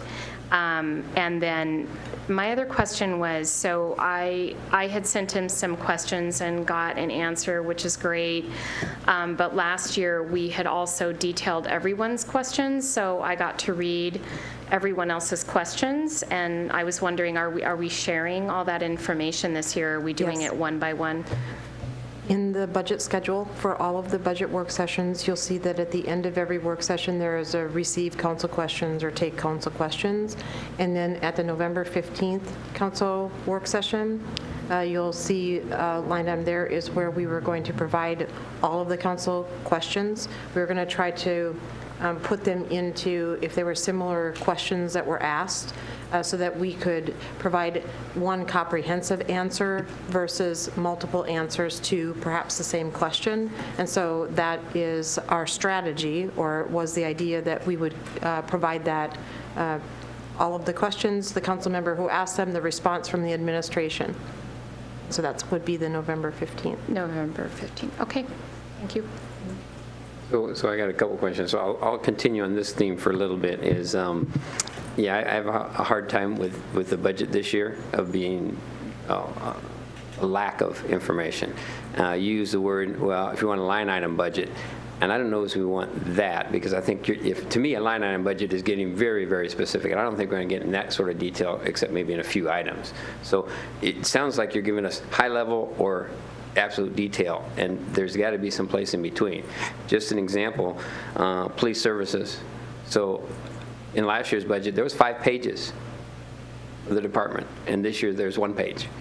So, and that is one of our bigger departments, obviously, and so some are different, but there's a lot more in there, and I don't consider last year's budget line item budget. Maybe that's what you're on, line item budget. If that's what you're on line item budget, then I want a line item budget for this whole budget, because what I have in front of me is not enough information for anything. I couldn't find anything about senior center anywhere, and so forth. So that's one of my big overall questions. I was saving for later, but since it came up now, I just wanted to say that and have more later. But Last year's budget would not be considered a line item budget okay. from a budgeting standpoint. All right. So then I don't think we're jumping from one extreme to the other. I don't think we're asking for line item budgets here, but I think we're asking for a lot more detail in every department and everything here. I've at least heard a couple other folks here than what we're presented, because bluntly with what I'm presented, I couldn't support anything here because I just don't have information that I could make an informed decision. So I don't know how we get from this versus last year. We had a binder, we had tabs, we had all this stuff set up here. We got a few pages on some rings that are already ripped to shreds, trying to go back and forth and trying to find one thing and another, and it's just not working at all for me. So we need something more overall. So back to, senior center. My question was, first of all, I want to really thank you for the job you've done at the senior center. I think it's phenomenal. We've got tons of seniors in there having a blast, doing things, and working to provide what they want for the future. So your group you've had there is just phenomenal. Great team. And so I can't compliment you and everybody in your staff enough for that. Very proud of that transition. So with that, then, and also the couple things you mentioned here is enhanced services. Excellent. That's excellent moving that way. My question is, I haven't stayed up totally with all this stuff a little bit, but with the group that's looking towards what you're going to for the future, from seeing some of the agendas, we thought by this time you would have a pretty good idea of what type of setup you have. So can you address that at all? Because if you look in this next year of transition to whatever that is going to be long term, what can you give us with the information you have at this point? A framework of which way you're going. If you do, I thought you would from the agendas I've been seeing. We don't precisely. We do have, as the advisory group looked at multiple models, and if you want to look at the Senior Center Advisory Group report, does a great job of spelling out the options, the models we've looked at, the pros and cons. I think in all of that research that we did, it really came down to, as a group, the group was relatively split on, city operation makes the most sense long-term. No third-party nonprofit partner makes the most sense. Where there was continuity and consensus, and clear consensus, were some core principles, some really sort of essential, the word's escaping me, but sort of essential elements of service that need to be present. And as long as those are guiding principles is what we called them. As long as those guiding principles were there, either model would be positioned for success, is what the group came with. Working with administration, in fact, we're meeting again tomorrow to talk about and preparing, like I said earlier, that agenda bill that takes that great work from the advisory group and that we did with as staff and supporting them, and we'll be framing that recommendation on what to do and then move that forward. Thank you. So you're not there yet. I wasn't sure on that. Anyway, thanks for a good job in the senior center. Thanks. So actually, Bill, you said that very eloquently, that they deserve a huge thank you for what was once a very, very difficult situation, and you had to transition to a city-run service, whether it's forever or not, and you did a very good job. A couple of questions on the Parks and Recreation budget. On the org chart that you put up earlier for the reorganization of Parks and Rec, Okay. I know it's in transition, but senior services was not listed under any of the core services, nor the staff that might currently be supporting it, or at least it wasn't obvious where it was. Right. Where that would either occupy is within that community center manager. It would exist there as a recreation facility. Again, this is up for future discussions. If we are overseeing a partner and a management agreement and a management contract, I think there's a future decision on where that is located. So is it one of the recreation supervisor positions now? In terms of Senior center manager, senior center supervisor? Is it it is actually one of the senior center manager who's over there now, Courtney, it was previously Katie, is one of these recreation staff right now in the interim. So in the interim model. So this is representing our organization in 2018 with interim operation of the senior center. If long-term operation was to become a city operation, this org chart would need to be added to or amended to some degree. I have a couple of asks out of that. Number one is, until Bill started talking about it, I didn't realize it was missing from this chart. And so now my concern, my earlier question about how have we been keeping up with parks maintenance and operations as we grow in terms of assets, acreage, and square footage. We actually took over the senior center operations as well, again with existing staff and not new staff. And so that likely means that within our staff count from 2016 to 2017, that we actually took on more duties with the same number of staff, which actually goes to, I'd really, really like to understand how we're keeping up when we actually added something here without adding staff last year. And I don't need that tonight. It goes to the bigger question of how many park staff do you have that are maintaining existing assets and facilities and open space and parks? The second piece is, does that assume that when you get through your model planning, which operation model the senior center would like to have, that those positions would be removed from here by the end of 2018? If they're in here now and we're approving them, do they disappear if we go? And that's, you don't have to answer that tonight. I'd love to answer You both can, those if you tonight, want. actually. Let me throw a whole bunch at you, and then you pick Okay. and choose which ones you Okay. answers, whichever ones you don't get to. Okay. So somehow on the org chart, if there is an interim operation here that it's a chance of disappearing next year, I guess I'd like to see that. Tola had asked a question about our RFP costs. Are they included in the professional services number that is shown on the parks page right now? If we do go out for RFP, are all of those costs included in here? Those would be internal costs that we would absorb that So we would just RFP. manage, so there are no costs associated with it? No. Okay, and then the last couple of ones. In general, in talking about transparency, since the senior center for me is an operation that I don't completely understand, such as other parks and recreation programs, it seems that without having some sort of budget or list of programs and budget that we used to do, we did this year, we're going to do next year, the transparency is pretty opaque right now. And so I kind of agree with Bill that when you leave some of that detail out, I know we approve at the fund level, but it's kind of hard to tell what we're approving. And the second thing that came up was the AB that's coming in December. I have a concern that you're going to ask the council to pick a governing structure, and I was hoping that your task force would decide themselves as the constituency receiving the service that we wouldn't be getting a divided suggestion in an agenda bill of half your constituents want this and half want that, so council, you got to pick. I was kind of hoping that after a year of talking, the constituency being served would be informing the decision, and council would review that and then go with it. But I'm a little concerned that we're going to be handed something that says half want this and half want that, so take a pick. And that's just a comment. You don't have to answer it tonight, but I was a little concerned that that's what it sounded like was coming to us.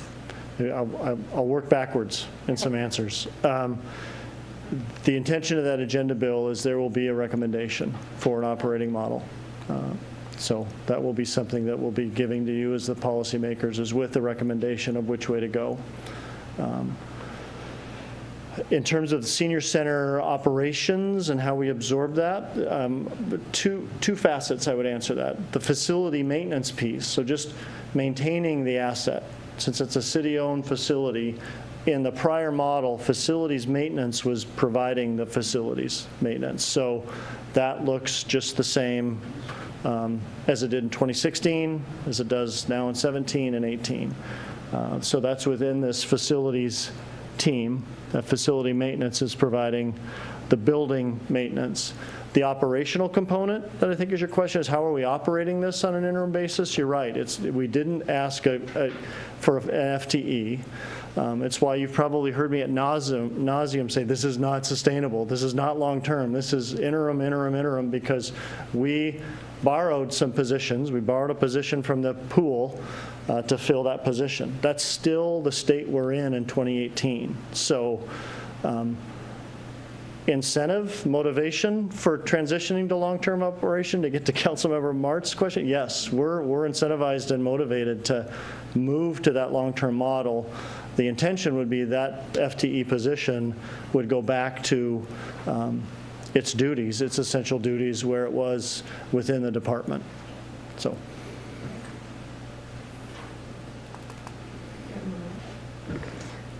So most of the questions that I had have been answered as we've been discussing, but I would just,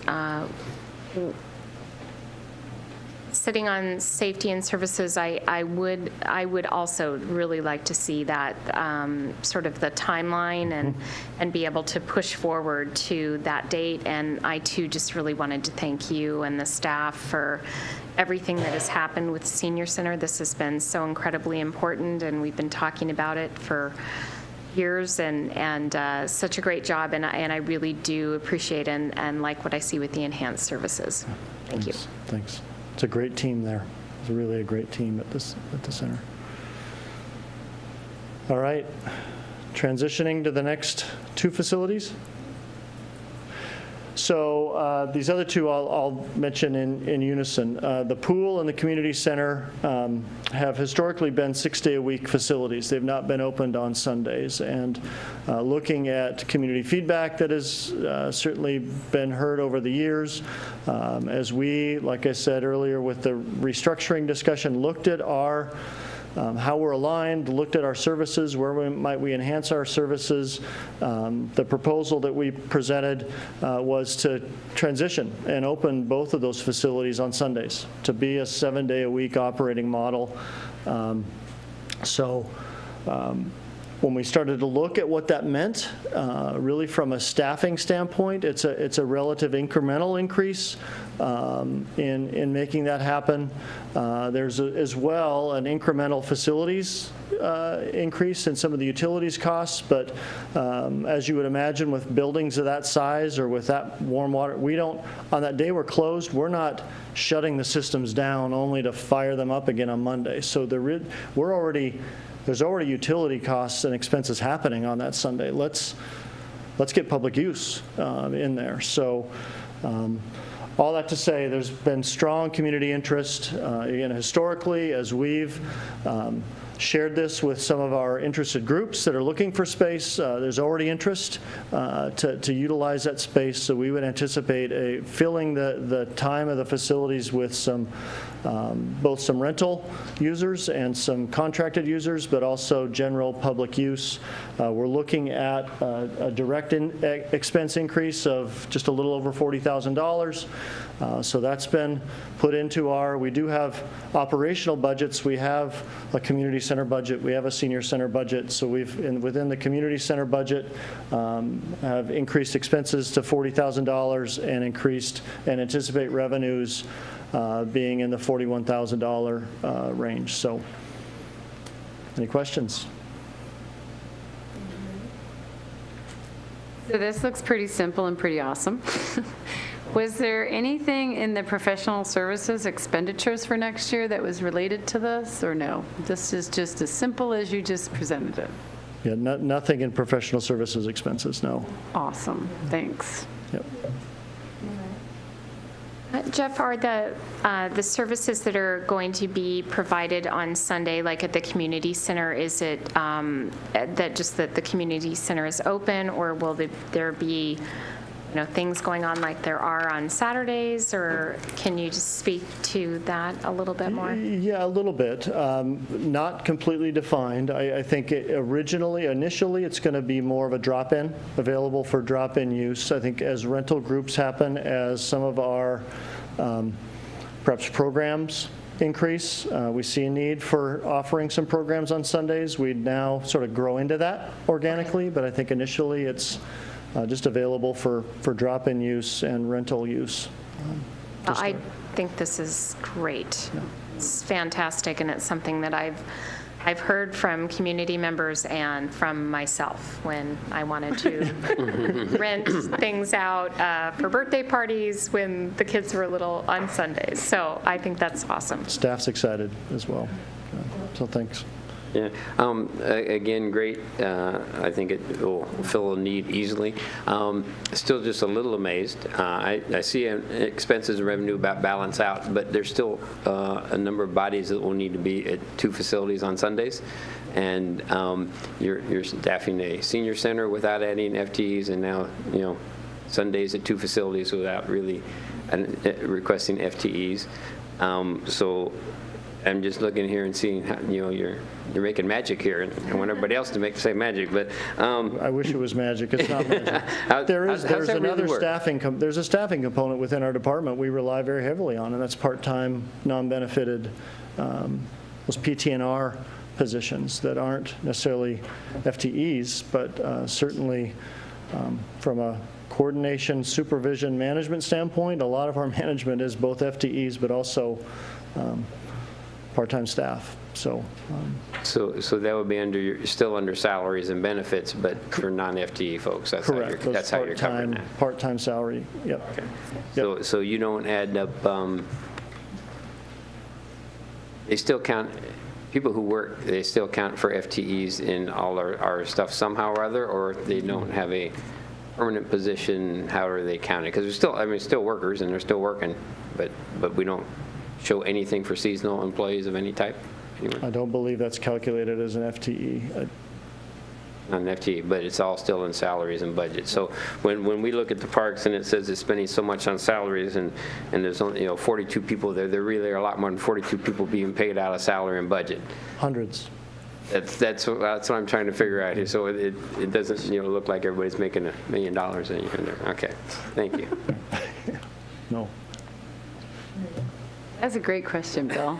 So I'll go back to that. How are we keeping up? If we're running more programs, could you also show us in terms of expanded program capacity how those, I can't remember what you called them, limited, what are the part-time positions called? Just part-time seasonal staff. Yeah, how has that grown? As we have grown as a city, have we added more programs and have we added more part-time staff? And can you show us that over the last few years so get some sort of degree of comfort that we're actually providing more programs as we grow with more part-time staff? Can we see that over a few years as well? Do my best, yeah. Okay, thanks. Next. I was just going to say, I definitely know that that's one of the details that we did have more information about last year. I remember asking a lot of questions about that, and so that would be great information to actually see. All right. Last slide for Parks and Recreation anyways, perhaps. Another, and really under the goal, the mayor's goal of financial sustainability, we are proposing initiating what we're calling a turf replacement program.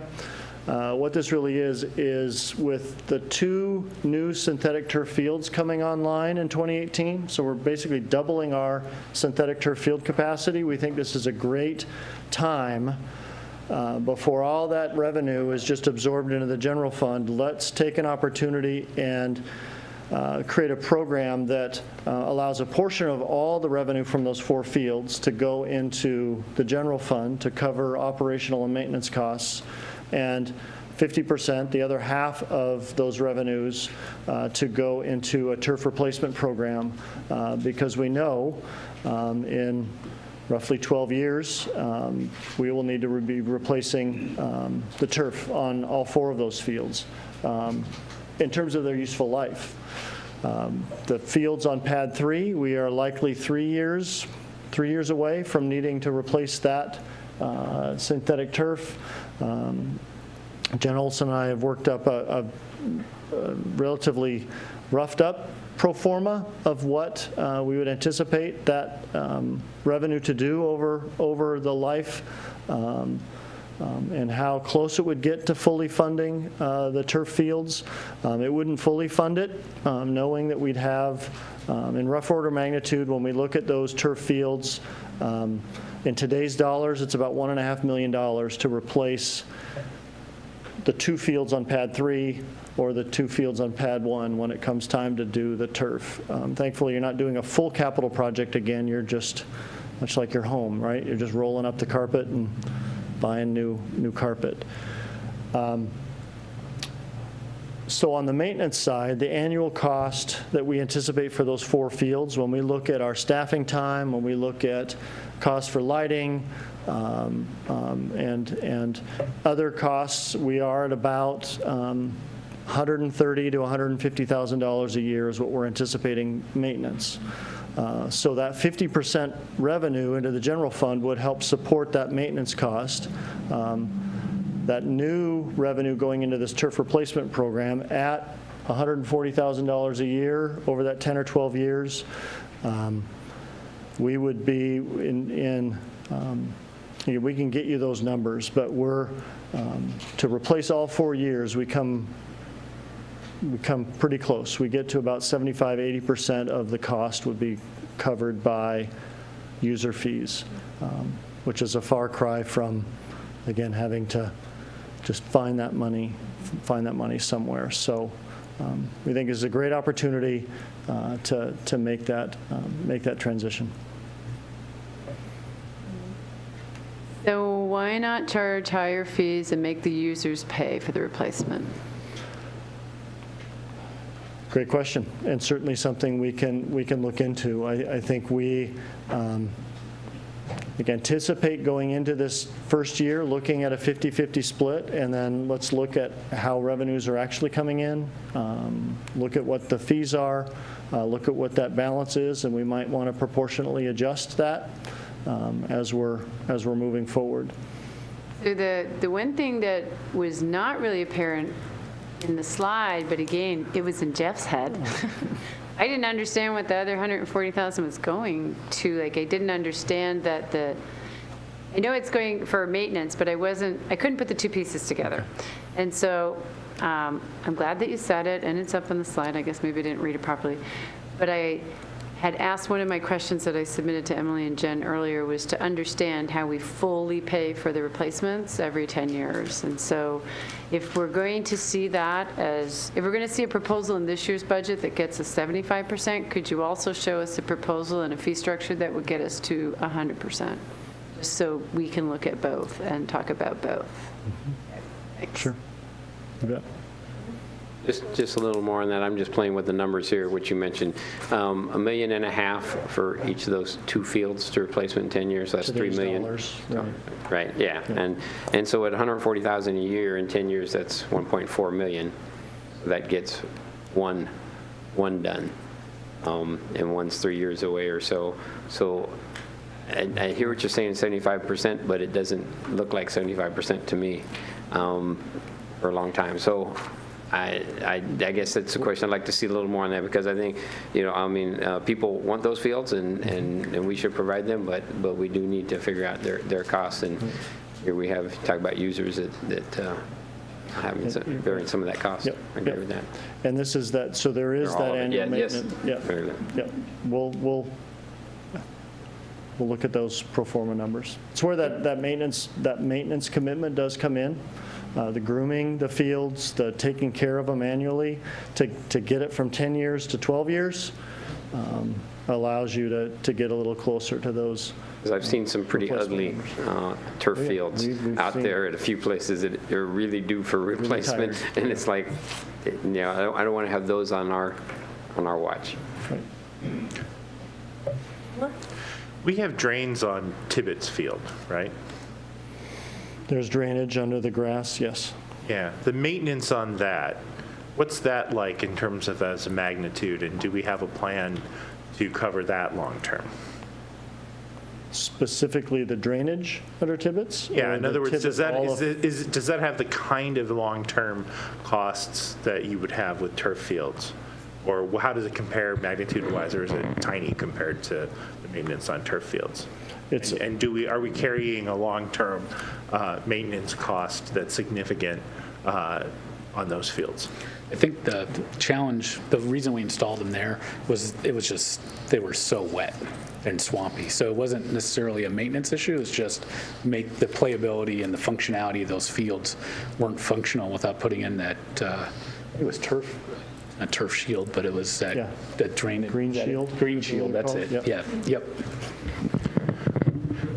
Yes. So the question is just, what are the maintenance costs associated with the green shield? And do we need to think about fundamental planning for that, or is that just small enough that that's easily arises out of our general parks maintenance? I will look into that, but I would say a drainage program like that is much smaller in terms of that capital investment. I think when we look at performance of a grass field to a synthetic turf field, it's there is a bigger maintenance cost and a lower performance for grass that. Most of our grass fields don't require the kind of drainage that we have at Tibbetts, right? Correct. That basically becomes sort of a small, shallow lake without. Right. And if you want the performance of an athletic field, which is a lot of cleats and a lot of wear No, and tear. I'm not doubting any of that. I'm just wondering, as we talk about significant maintenance costs, I want to make sure that we don't have a significant maintenance cost associated with that in the valley. If you tell me that it's of a size compared to other general parks maintenance, that's fine. I just want to make sure we have clarity on that and whether or not it's a significant. Okay. Thanks. It is a smaller scale. Yep.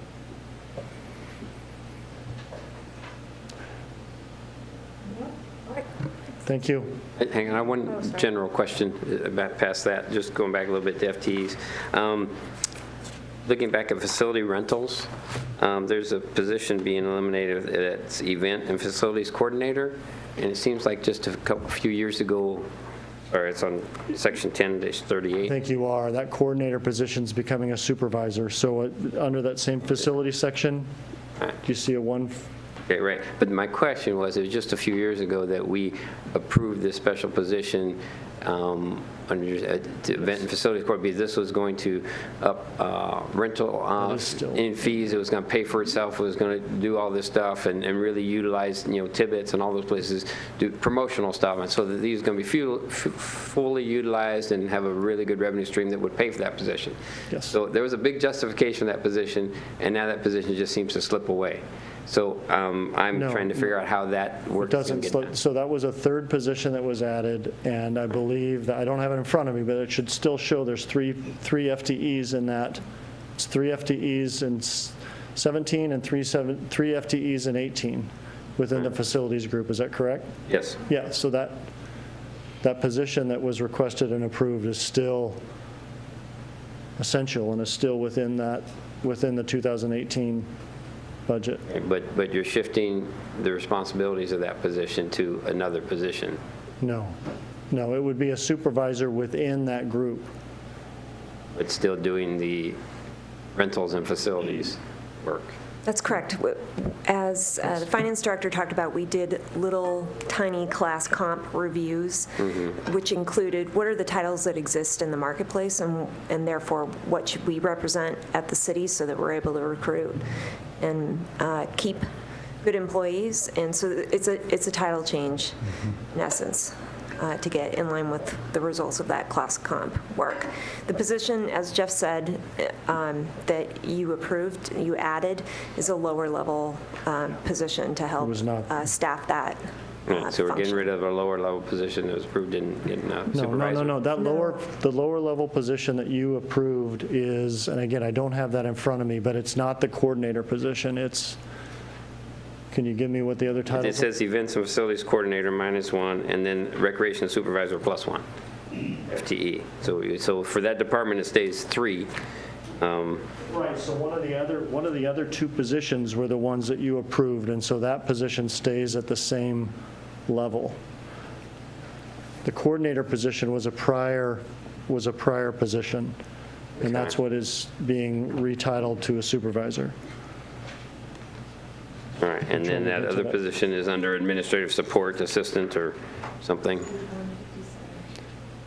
Thank you. Yep, page 157. So under facility rentals, yes, the administrative, well, actually, the recreation leader position, so the last one in facility rentals that you see Right, started in 2016, right. that was the position that council approved. And so that rec leader stays the same in 2018.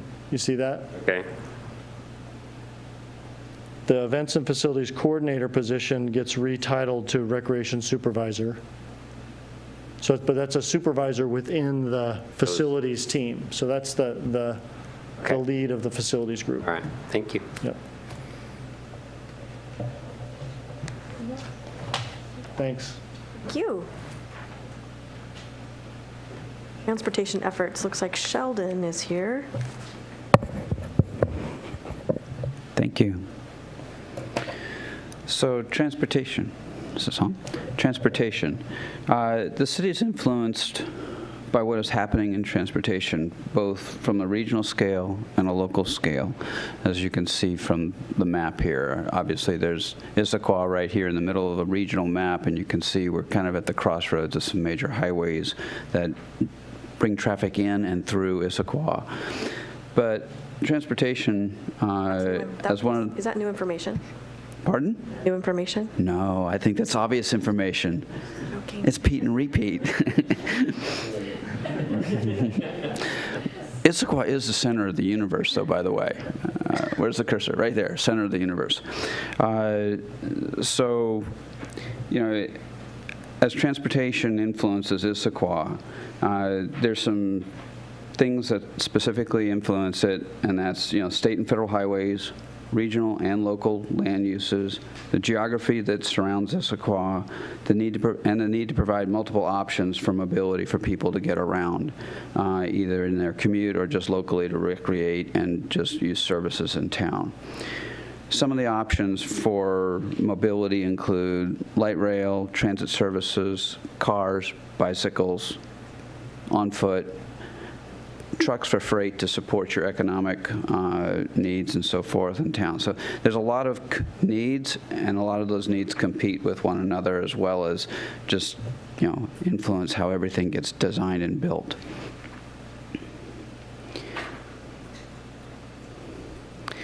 This slide shows two columns, the left column being regional efforts, the right column being planning studies and codes that are contained within the 2018 work program.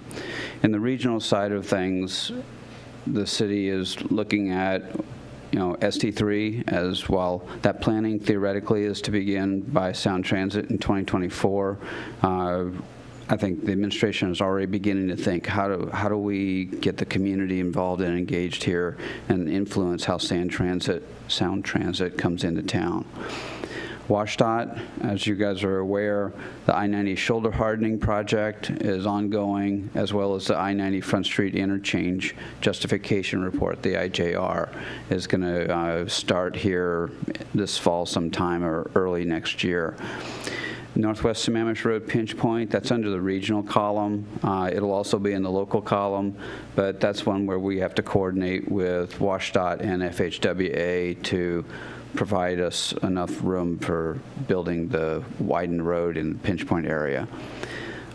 King County Metro, King County roads, as well as the South King County cities are also on the regional radar screen for work next year. Over in the planning studies, codes, the items in green highlight programs that are typically not in the annual work program. Mobility Master Plan is one. That'll be discussed later in detail as presented by Emily later on. The traffic calming program update and crossing guidelines update. Those are two programs that haven't been updated for over a decade, and so there's a work effort there. We began having some conversations at Council Infrastructure Committee about the traffic calming program It was the Complete Streets Code update, sorry, I jumped. So I'll jump to the code updates next, and then I'll bring back that. So on the code updates, Complete Streets was one that we began having conversations in infrastructure about. Next year, we're going to hit that more in earnest and get that adopted. The sidewalk code, that's decades old. That needs to be completely rewritten and be more compliant with the way the RCWs are written. And then the Transportation Management Action Plans. That's actually a program that is in the Office of Sustainability. And what that code update is the Transportation Mobility Action Plans is actually a contract between the city, property owners, managers, or employers related to their commitment for implementing transportation demand management to lessen congestion, air quality, and more efficiently use existing infrastructure.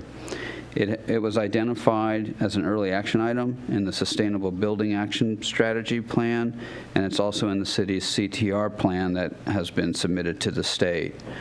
And then the concurrency impact fees, that's an item where it's continuing more on the side of the impact fees to coordinate the concurrency updated model with the impact fee work that is to come following the model update. Program elements within the 2018 work program include the Transportation Advisory Board.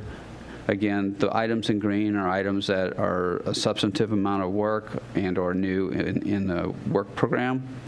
The Transportation Advisory Board is yet to be formed, but the council did take action to form the board, and that is expected to have work done on it in 2018. Other items, TIP development update, that's an annual thing that we do. Commute trip reduction, Office of Sustainability, traffic counts. Traffic calming has picked up in the community. There's been a more substantive interest in that. That's why that's highlighted as green. There was a period of time about 15 years ago where it was, highlighted, and then it seemed like the demand for it subsided. But now, as the community has grown even more, the demands for traffic calming have increased. And then I'm not going to go and read every one of these, but as you drop down to the bottom, you have community engagement that is important to the council and the community and the administration as well. Maintenance, it's pretty much what the slide is saying there. It's, you get the signal systems that you maintain, sidewalk repairs, pavement overlay, and then the development side, PWE as well as DSD, review right-of-way uses, traffic impact analyses, construction plan review, special events, things like that. The 2018 work program, the capital side of it, there's been a number of questions about that, what's on the docket for next year. The items in green, while those were identified and on the radar screen for capital projects, they were moved up in the program from future years to the current 2018 year. So those were things that were moved forward by council when they adopted the capital improvement plan. I'm just going to highlight a couple items here. Southeast 62nd Street continues to be under construction next year, hopefully with an opening of the roadway sometime in late fall, early winter next year. We have the Northwest Gilman Boulevard corridor planning, Newport Way, both corridors will be active next year. The Newport Way 900 to 54th corridor was very active this year with community engagement, and is going to be coming in front of City Council on November 6th and referring the preferred concept to the council workshop in November for discussion and recommendations back to council. The 12th and SR 900 intersection, I think that bears a little bit of introduction to it. That's a project that's in the Costco development agreement, but is now being influenced by some discussions with the state park as far as possibly relocating the entrance to the state park to at or near this intersection. So the project, the design that's expected to happen next year probably will lag a little bit, but yet PWE is going to be heavily involved in the state park work, looking at their transportation as part of their EIS.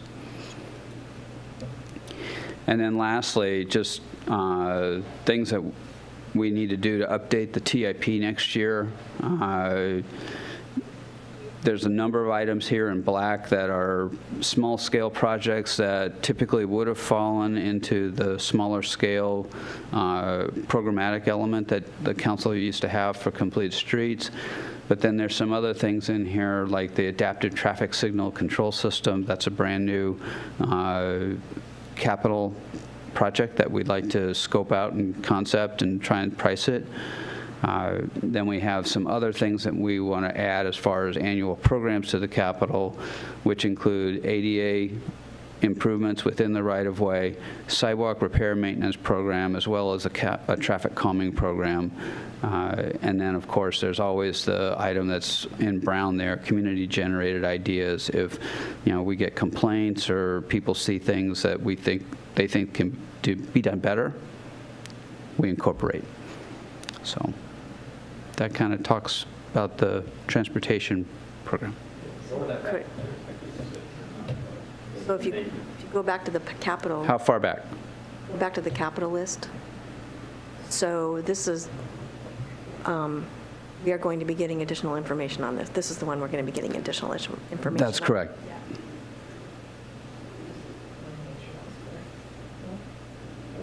Instead of turning it off, I left the last one off there. You want the next one? That one? There you go. You just leave it there versus turning it off. Thank you. Sheldon? You're welcome. Oh, sorry. Sheldon, on the first slide, which was the, where you had the work programs, the regional and the planning studies, the concurrency impact fees, could you just speak to that and what is coming in terms of planning studies and just timelines, and tell me a little bit more? Sure. Currently, the consultant, CH2M Hill, is updating the concurrency model, which that should be completed by the end of the year. Based on information in that, DSD has hired a consultant to not only evaluate updating the transportation impact fees, but also some other impact fees. And so that consultant's going to be doing work in the first quarter next year. And so there's going to be some coordination efforts from the transportation side as far as projects, costs, things like that, capacities, making sure that the impact fees are calculated out properly. So that's something that part of it maybe end of the year, and then another part of it in first quarter that Yes. we would see? Yes. Okay, thank you.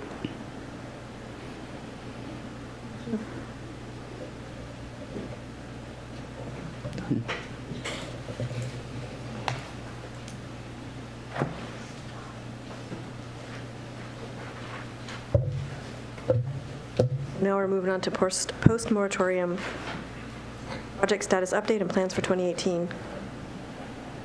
Keith Niven.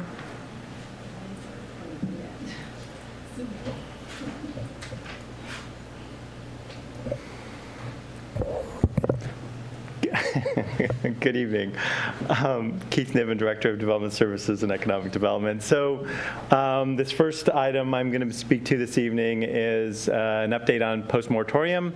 I think particularly for those council members that are not on Land and Shore and don't get this every month otherwise. So the mayor's budget parameter, implementing post-moratorium action plans. We'll talk about that in a little bit. So this is really two-part. First part is to give you an update of where we are, and then the second is to talk about what now needs to happen beyond the things that we were working on. So this is unfortunately out of date, as is everything is a moving target. So architecture, I'll start with architecture and urban design. We're actually still in committee, and so the hope is one more touch at Land and Shore, and that this date will be 11/20 instead of 11/6. So the hope by the administration is that we will still finish architecture and urban design by mid next month. Parking is complete, and if you remember, that was a kind of a two-part study. First was whether or not the parking standards for Central Issaquah were correct, and then the second piece was to change code to require structured parking for new uses. Affordable housing, you guys have already approved the affordable housing work plan, and what's coming forward now is code revisions for increasing the inclusionary requirements within Central Issaquah to include all of Central Issaquah, and then multifamily tax exemption, specifically as a pilot project for the transit-oriented development projects. Sorry for all this kind of code language. It's not really English. That's going through committees right now. Vertical mixed use finished on 10/16. And then the last item is our neighborhood visions. And we've gone through some conversations at Land and Shore. The next stop is going to be Planning Policy Commission 2 times in November. And then we'll come back to Land and Shore for the meeting in December, and the hope would be to then finish it by 12/18. And at that point, then all 6 work items should be finished. which then takes us to this. My apologies, I probably overthought this. This was one of those things where, I fit it all on one page. I actually stopped once I got to a page. So the moratorium, I think, and this is why I probably overthought this. The moratorium, even though we identified 6 work items, the moratorium was really about trying to both clarify the plan itself and then bring the code and the requirements up to speed to actually ensure that we're going to get what we expect to get. And so just because we finished the 6 items that were listed on the previous page doesn't mean we're done. There's actually a ton of other things that I think need to happen. This could be page 1 of multi-pages. But it was really just intended to show you that this is going to be an ongoing work effort for the administration for years to come. And what I tried to do was to identify in 2018 what I thought were some of the priorities that needed to happen first. As Sheldon mentioned earlier, Gilman Boulevard, that's a 2017 budget item. It's in process right now. The other things that are identified in black are things that I think that we can handle with staff resources.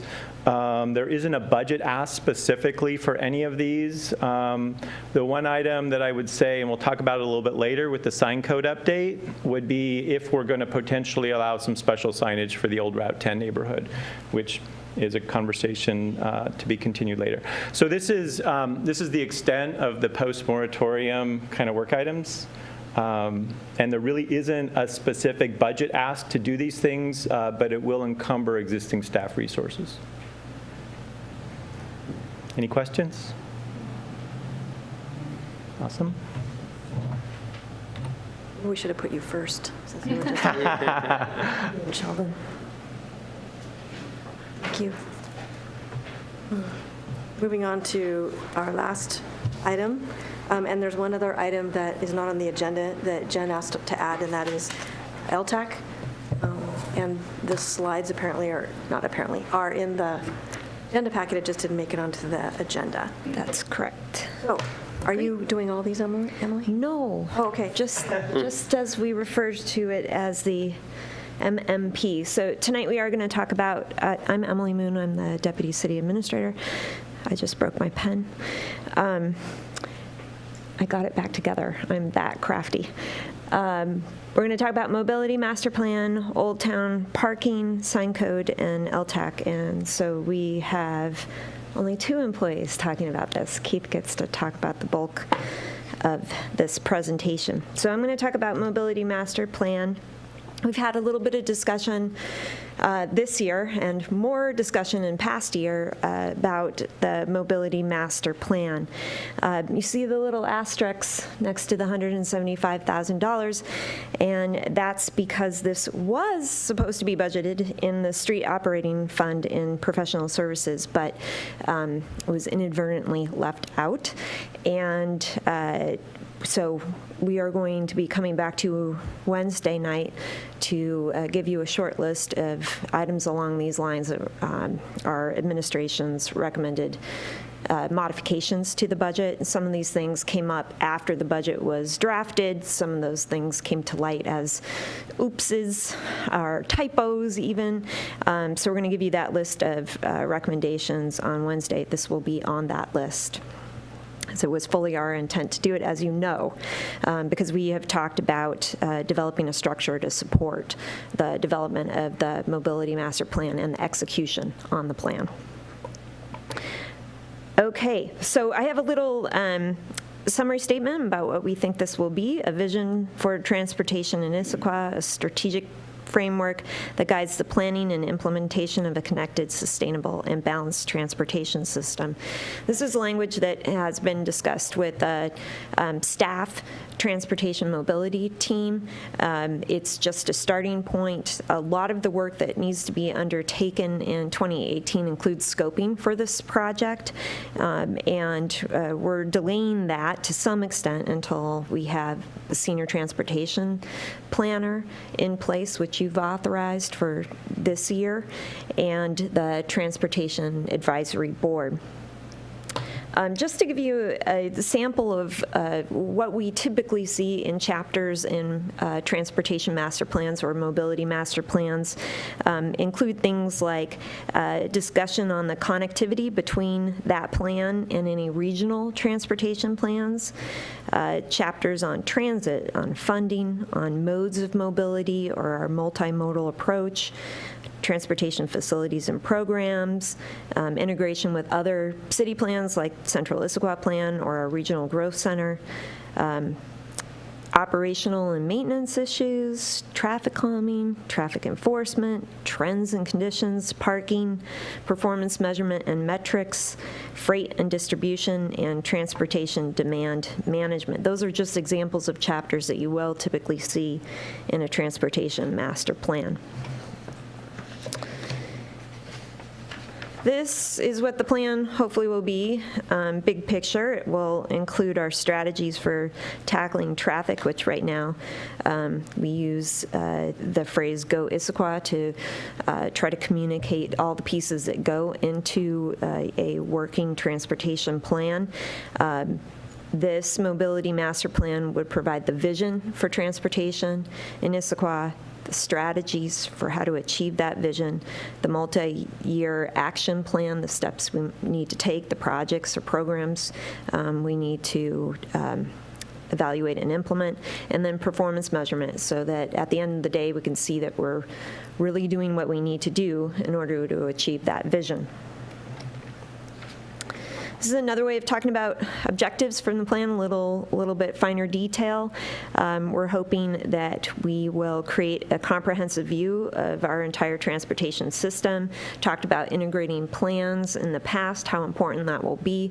So a lot of great community work that has been done over the last recent years on a variety of plans, whether that's our crosswalk plan, our walk and roll plan, and so we have a lot of good data, good community dialogue and input that we want to make sure that we capture. But there are gaps. As I read to you a list of those chapters, some of those chapters haven't been written in any of those plans, and so we're aware of that, and that's one of our objectives here is to fill in those gaps. We also want to test things. We want to assess what the community values and needs are and confirm those. We, like I said, have had some past input, but it's good to check that. And then establish some priorities for our system. As you know, just from looking at concurrency, we have a long list of capital projects identified. You also have heard us talk about our ADA transition plan. There's a lot of needs there. And so we hope in having this dialogue with the community, we can get a better assessment of overall priorities, and that will help to inform all of our capital and programmatic efforts.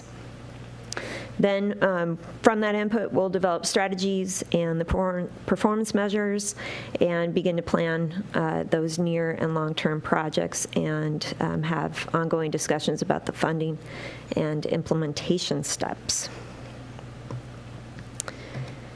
Another thing I was going to say about establishing priorities through this plan is that it's not just about the capital projects and the programs, but it's as fine a detail as how are we going to make trips in Issaquah easier, or how are we going to achieve our mode split goals. Those are some of the things that we have talked about with you.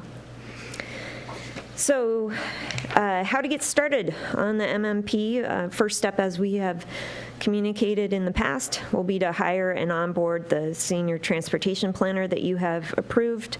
I expect that position to close in mid-November. It's likely to be posted this week. And we would expect then to hire by year end. Next is we would have that individual assist in drafting an RFP for consulting services for the mobility master plan. We expect we will need some more hands on deck to help us create that plan. And concurrent with that, we would recruit and select the Transportation Advisory Board. We expect that they'll need a little transition time, a little a few workshops to just gather the current state and talk about their objectives. And then we would seek their input on the draft RFP and do some scoping work with them to make sure that we are writing that RFP to get the services that we want back in the final product. We would then expect to be able to select that consulting firm and kick off the project by mid-year. I don't have an estimate of how long it will take to actually deliver the plan. That would be something that we would want to talk through with the applicants during the RFP process. We would, I'm sure, likely suggest a timeline, but that would be one of the variables we'll have to negotiate on. After the plan is, after the RFP is drafted and we're out to the public with our process, that should include data collection, synthesis of that data, online engagement, and other types of engagement.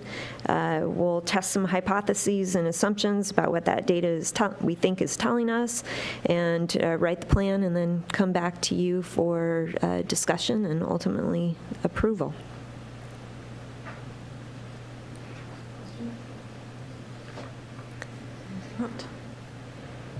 Great, thank you.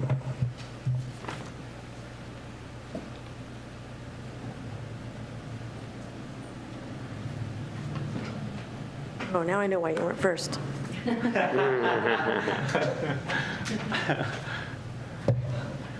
All right. Just car in there. I'm back. So Old Town parking.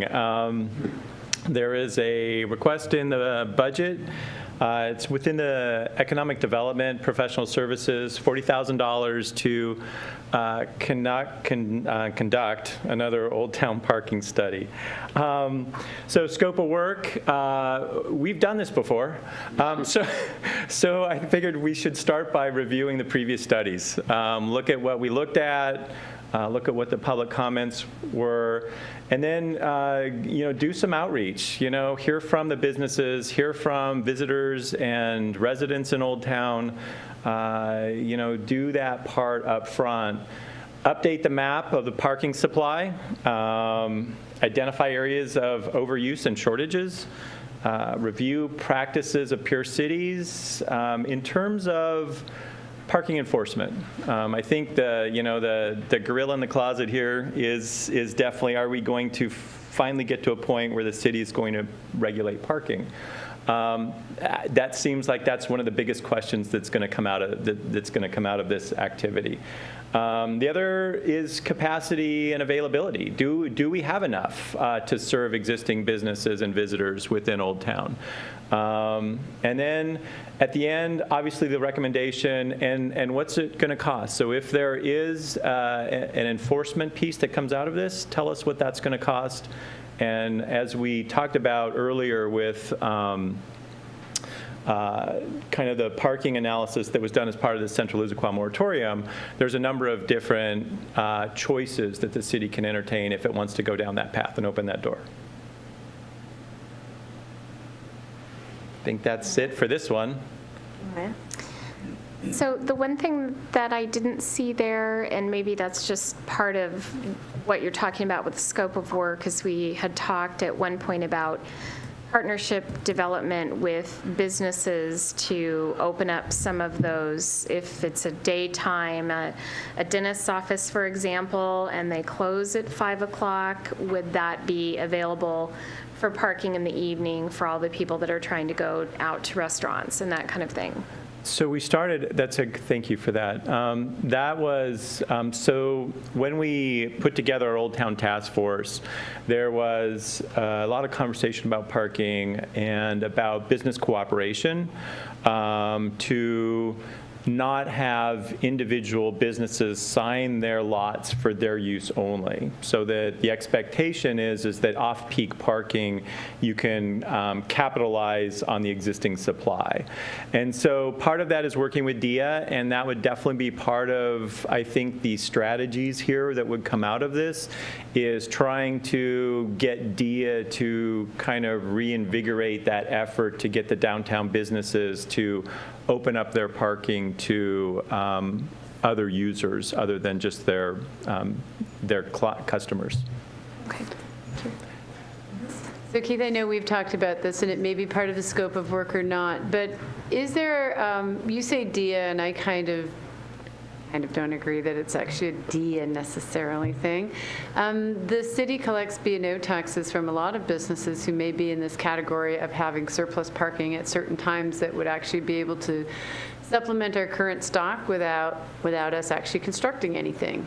And that's not really a DIA thing. To me, that's kind of a city thing where we go and approach those people who have that kind of capacity or those buildings owners, and we offer an incentive back. And if that's the case, there's a benefit to them of potentially a reduction in B&O tax or something else that we could offer. And is that rolled into all of this scope? So that's a creative idea. I mean, I think what we know is what it costs to build both a surface parking stall and a structured parking stall. So we know, so that's going to come out of the recommendation in terms of, one choice would be to build new spaces. Another choice is how do you optimize the spaces that are there? And if some of them are under private ownership and control, how do we maybe get them to look at them differently? Like, for example, in the Front Street Market Shopping Center, I know that property owner does not like to have other patrons use parking in that location. But I think there are choices, including some incentives, that might get them to be more open to that. So that's it's definitely something we should look at and consider. Something maybe that can come back as a follow-up question is that I think part of this comes out of a request last year at the end of last year's budget to look at parking capacity. And there was confusion at that time. It was a motion or something that happened on the night that we approved the budget. And it didn't have to do with building new parking spots, whether they're surface or structured. It had to do with finding capacity that might already exist in the system. Is that a different study than this? No, that is. So I think it's going to look at both. So if, for example, we find that, and I'm just going to make up a number, that 60% of our downtown parking stalls are used by 554 riders, and that then encumbers them all day long from 7 o'clock until 6 o'clock while people are employed in downtown Seattle. I think what we would then decide is, do we want to change the behavior or the usage of those 50% of the parking spaces by doing something like turning them into 2-hour maximum, limits, right? But then that takes an enforcement action on our part to actually enforce that. So it is definitely looking at the existing. So that's kind of the number 4 here in a way, is where are we perceived to be at capacity. And what the earlier studies have shown is there's certain parking spaces within Old Town and downtown that are actually lightly used because maybe they're not in those optimal locations. And so part of it is revisiting those maps of where there were areas that were colored red, which have people parking in them like 80% of the time. And then there were parking stalls which have people more like 30%. So part of it is evaluating that as well and seeing if we have enough spaces and are they in the right spaces. Okay, and also there seems to be a built-in assumption that we would just be assessing it by who's using it now, whereas there is anecdotal information out there that people in the Highlands may not come down to Old Town for evening activities because of the difficulty of accessing parking. And so how do you capture the community part where people are making choices about where to eat and shop and are not going to be reflected in the counts that you're doing because they may not already be here? So that's under 2 here is trying to understand the perception of parking. So there's I think what's as important is what you've just hit on. If I perceive that I can't find a parking space downtown, so I'm not going to go to Jack's or I'm not going to go to Levitate, then that hurts that business. Now there may very well be parking spaces in the vicinity of those businesses, but if I don't perceive there to be them because maybe the last time I went down they were all full, that's what we have to uncover, is what's the perception and the reality. And if a lot of it is just perceptions are disconnected with reality, why would that be? There's going to be a reason for that. And so part of it is, how do we fix that? In the past, what we've tried to do is put some additional parking signs downtown. I'm not sure that that has necessarily changed people's perceptions on whether or not there's enough parking downtown. So I think we have to look at, that's part of that review previous studies. That includes what we chose to do with the information from those previous studies. Sort of what I asked. Sorry. So that is a part of it too. I agree with the perception. I'm actually talking about the demand. And so there is out there, not just the perception that there's no parking, but there might be an uncaptured demand when you're doing that. So maybe the parking spots are full, and how do we know how many more we need? So I'm just asking if all of that is rolled up into one, because it sounds a little different. And what might be helpful, if we're going to get more information on this, is to look at what that resolution said and bring it back to us. Because when I read this, it didn't seem to exactly go where I thought it was going to go. It didn't seem to match the ask from last year necessarily. We'll look at that and we'll respond to that Thanks. question. Keith, can you summarize how this will be different? You probably have touched upon most of them already, but just quickly summarize how this study will be different than those previous studies. Well, I think those previous studies had a fairly narrow scope. I think it was really to look at the existing spaces and how much they were being used. And I think, as we've talked a little bit earlier, this is really going to try and capture a little bit more than just that. It is that, but it's also the perceptions of the spaces, and it's also going to be I think trying to understand, if we can, because I believe that there is going to be a certain number of those spaces that are 554 riders, and having somebody do day-long surveys will be beyond what we've done in the past. Now, I'm going to stop there, and because I've got so the resolution read, direct the administration to further develop a proposal within the next 2 years for council's consideration to create additional parking capacity in Old Town. It wasn't really a study. Sorry. It wasn't really to fund a study, but I'm not opposed to funding a study. It was to create the capacity. And so, and the capacity can come in a number of ways. It can come through the regulation of existing spaces, which can then create more turnover. It could be partnering with businesses downtown to optimize existing spaces. So I think, I believe that is captured in here, maybe not very clearly, but in my head, I think it's in here. And I believe you. Thank you. If you say it's there, it's there. Yeah, so my question being that bottom line here for me is looking at additional parking for businesses, to supply parking for people who want to go to the businesses, right? So, okay, so I would ask that question back at you. I don't have a perception that there's parking issues in the residential areas of Old Town. I believe it's really limited to kind of Sunset and Front. So if I'm not understanding that correctly, this would be a great time for you to let me know. So that's what I'm saying. So we're looking for parking spaces for people that are going to businesses. Yes. Right? And in that, I guess I just want to throw out the fact that if that really comes up to the case of something that's needed to fund this, I would be cautious on public funding to provide parking places for businesses as a way to looking at that. Because if all we're doing is providing more business to businesses and we're using public funding to do that, I'm not sure that's quite the right way to do that. So I just want to throw that out there as a concern to have in that mix. So is there a part of this? I think the question is, or the council is, do we want to fund a study? And now we're starting to talk about the scope of the study. So is there an option for the scope of the study to come back to council before it actually happens, or? Yes, through an agenda bill. I mean, I think we would do that through an agenda bill. I think. Why? Because it's a different question.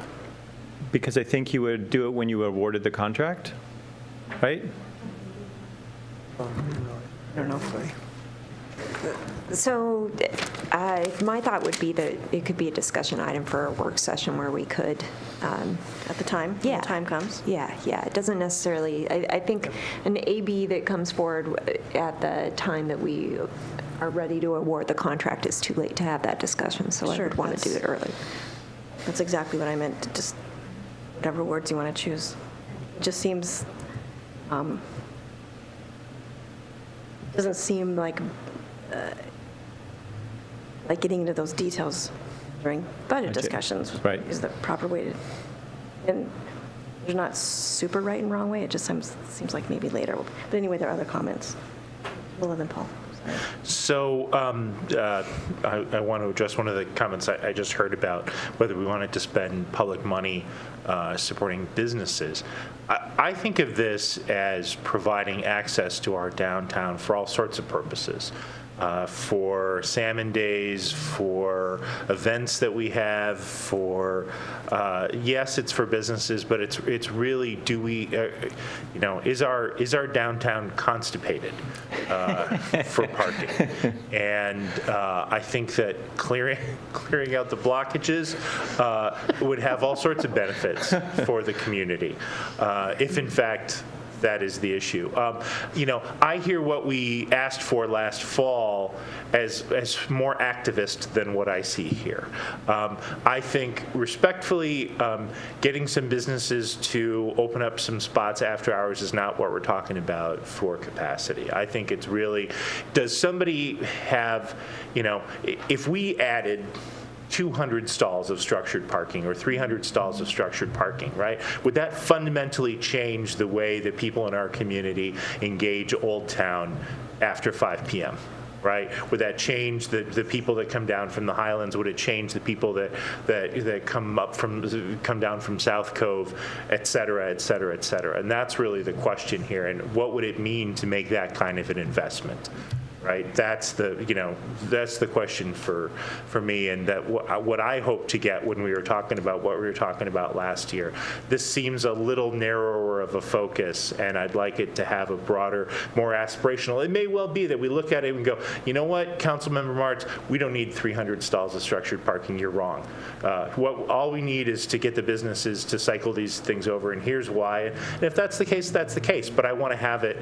I want to have it all options in front of us, including a substantial, meaty increase in capacity. I wasn't sure if you finished answering my question. I'm It's not summarized sure if already. I did either. Okay, you talked about perception, you talked about areas of overuse and shortages, so you were, and I had asked you to summarize, but I wanted you to get back to as well, it sounded like in your mind that this could get to some significant policy proposals and discussion, and I just wanted to make sure that was, again, I appreciate you kind of bringing up what we had asked for last year, but this is something different if we start getting into policy, which is fine. I just want to make sure that that's very clear. We'll debate, this is an ask, this is a budget ask, so that you can plan on doing that, but there will be an agenda bill where we can get into more of those details. Anything else? Sign code. I moved on. Is that okay? I'm still here, though. So there was an ask in Development Services Professional Service line item for $60,000 to pay for an update of our sign code. So questions, what are we trying to do? There's a couple things that I think we are trying to do. One is, I think we're trying to create one sign code for the city. And I have to say exclusive of the remaining development agreements, because if they have their own signed provisions, they're vested until they expire. But right now, we have multiple sign codes, which is really confusing to our property owners. The second thing, which is super important, is we're trying to bring our new one code into compliance with the recent Supreme Court decision of Reed versus Gilbert. And that would be a town in Arizona, for those of you who haven't been lucky enough to get to Gilbert, Arizona. So why hire a consultant?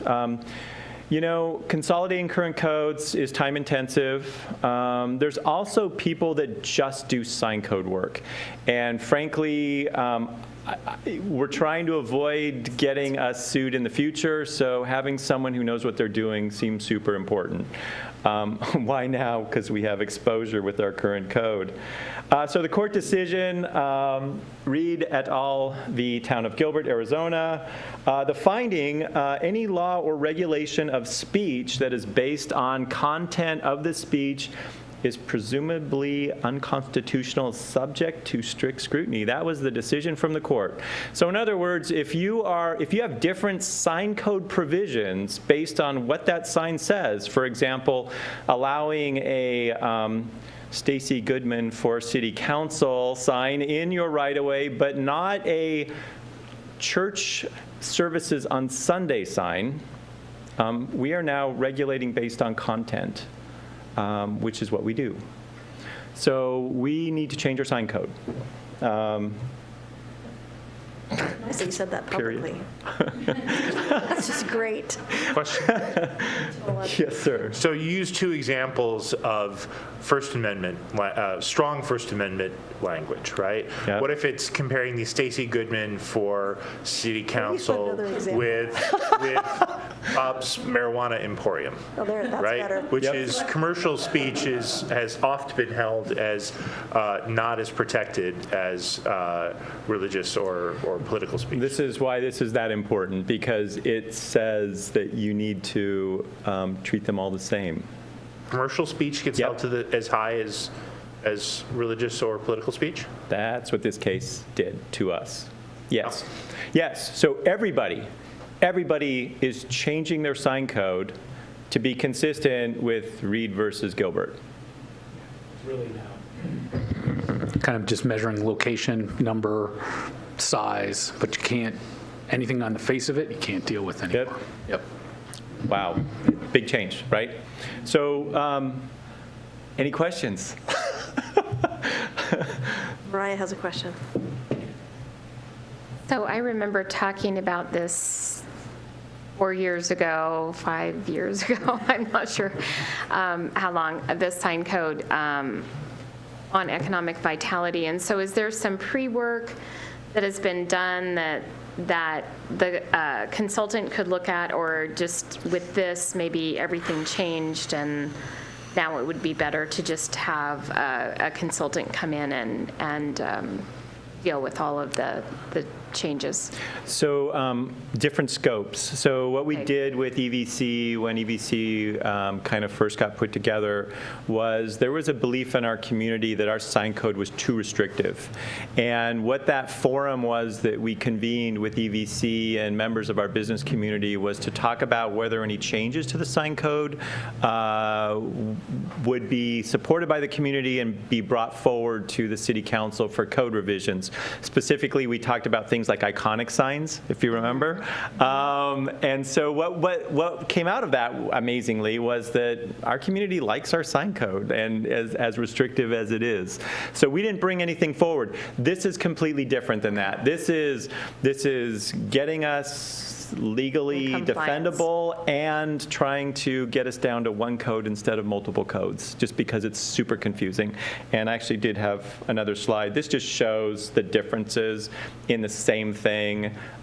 Different size letters depending on whether you're in Central Issaquah or IMC, and it needs to get fixed. Anything else? I only have one comment. Yes. You keep popping up and, up and back. And with your tie on, all I can think of is David S. Pumpkins. David S. Pumpkins. Anyway, Well, we spent a bunch of time in Land and Shore talking about Halloween, so I figured I would come appropriately. Okay, so last item on the agenda, because I'm going to bring us home, all right? Keep us on time since I don't think it's 9:30 yet.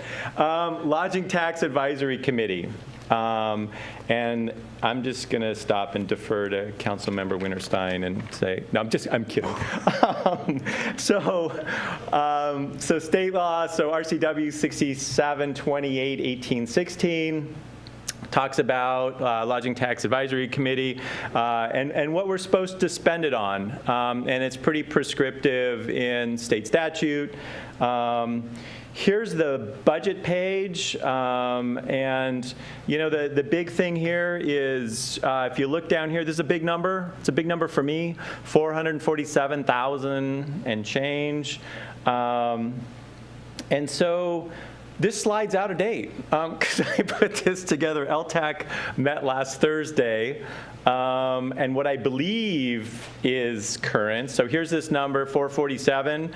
I believe that right now LTAC has recommended appropriation of the $150,000 for a destination marketing organization, a DMO. I don't think branding or wayfinding or city administration is part of that first appropriation, but I do believe there's a $30,000 startup appropriation that was made. So I believe that where we're sitting right now is of the 447,785, that there is 180,000 that has been initially recommended. And at this point, I'm going to stop and let Paul give any more direction if he'd like. Yeah, it's really unfortunate that Tim couldn't be here. I know that we talked about him preparing and getting ready for this, but so I guess if this is our discussion about this, the committee did pass a resolution, and I don't think we have that. So Tim's working with the city attorney on that, so Okay. I think it's in draft form, and he's Okay. going to go through that this week with Jim.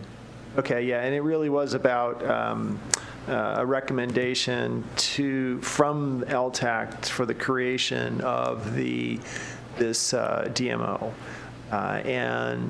So we worked on the language of that. In the years past, actually last year, there were 2 attempts to actually issue an RFP to bring somebody on board to do events recruitment. And we actually failed. We didn't actually hire anybody to do that work based upon the reply. We just didn't select any of the replies. Tim, who's new on staff, came in with a different perspective and recommended that we actually take this step to create a visitors bureau. Visit Issaquah is like his name for that, or maybe it's in the Roger Brooks study, but it's essentially what we know as a visitors bureau, also known as a destination marketing organization. And so the committee was unanimous in support of that and putting together the justification. As you saw in the budget slide there, there is a little bit of money available for startup, but more importantly, you can see there's actually a revenue forecast for 2018, which is up over previous years because we are getting more beds opening up.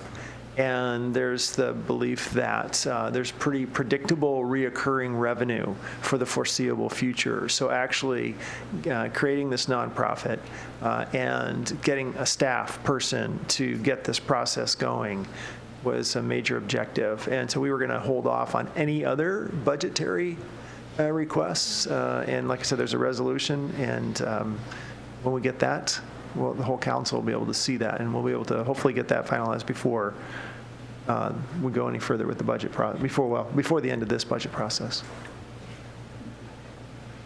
Thank you. Any questions?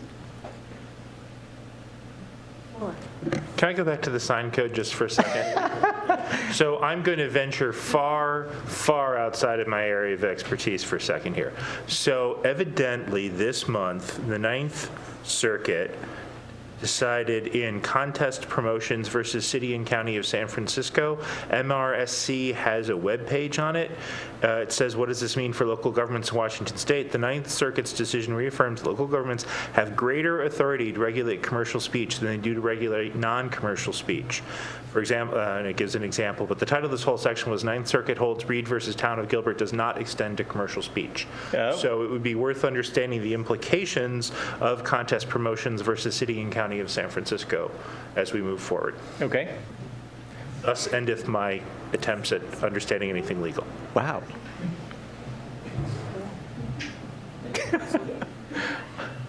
And Stacy, if you want to comment on anything engineering related in the near future, I will be very supportive.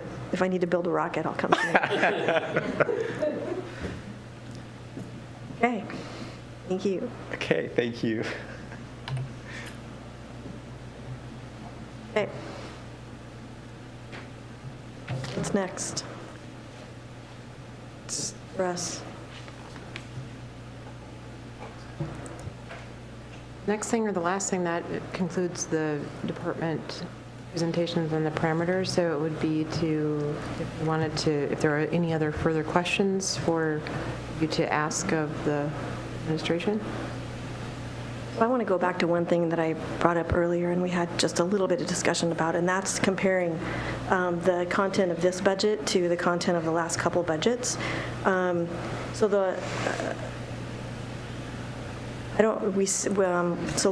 back to 2016, the budget looked dramatically different, and the content that we have, the substance that we have in that budget. And then last year, it was a little leaner in terms of information, and then this year it seems to be very, very stripped of the information that we had in 2016. That concerns me for a number of reasons. One of the reasons is that you've heard comments tonight from folks who say, I don't have enough information to make a decision, enough information to think about questions other than, well, what's part of this? No, I mean, we could just keep asking questions about what is included in those numbers because we don't have the information. In 2016, we had, the department budgets all started off with the mission statement. And there was, as Paul mentioned earlier, there were stories, and we could follow what the departments were doing, what they were trying to accomplish, and then look at the numbers and look at the changes, look at the detail, and we don't have any of that in this budget. It concerns me for the decision-making process, the deliberation that the council has to do, that we do on behalf of the entire community. And then it concerns me greatly because I don't know how in the world somebody in the public would look at a budget and try to figure out what we're trying to accomplish.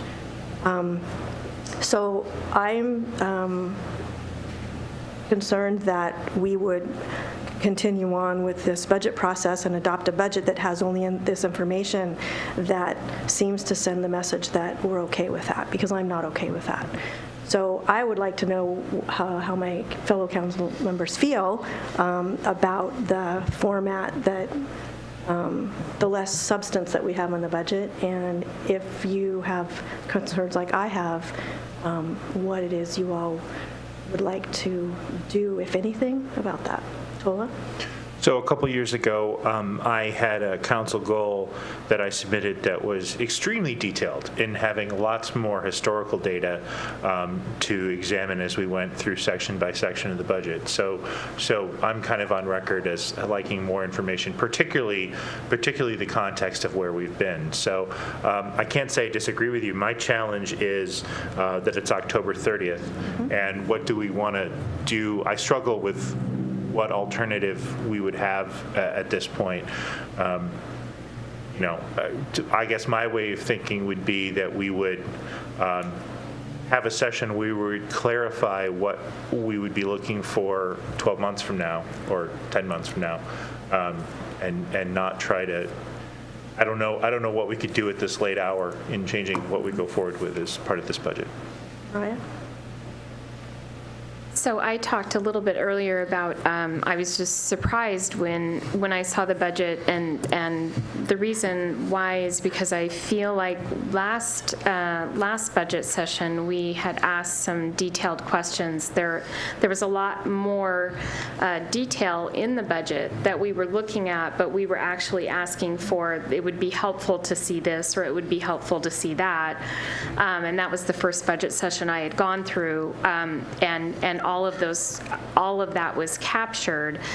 So I guess when I first opened this, what I was thinking I would see was what we had last time, and then it would be expanded based on some of what we learned last year, or some of what we were asking for last year, which was more detail in certain areas. So it does seem like a lack. It's hard to follow because I can't necessarily break down the numbers, and a good example of that would have been the question that came up about full-time equivalents and long-term temporaries and seasonal workers. We just that's just one small example. Else? I think I already said it, but I want to echo what your support that you're asking the question is. With this information, I could not make a recommendation to accept this. I couldn't feel fiscally responsible to deal with the information we have now and make a decision. So I need a lot more information. Not asking for a line item budget, but there's a lot more information between this and a line item budget. And so I need that, and I need that this year because I have to make a vote this year. And so I can't make a vote in the affirmative unless I have more information. That's my bottom line, because I don't have enough to do that with. So I'm not sure how to get there this year. There's some time crunch, but if we can go around in circles for questions in this all day and asking for more information, we're going to have a bunch of pieces of information everywhere, and then I don't know what to do with that either. So but I can tell you what I have now. I can't go very much further.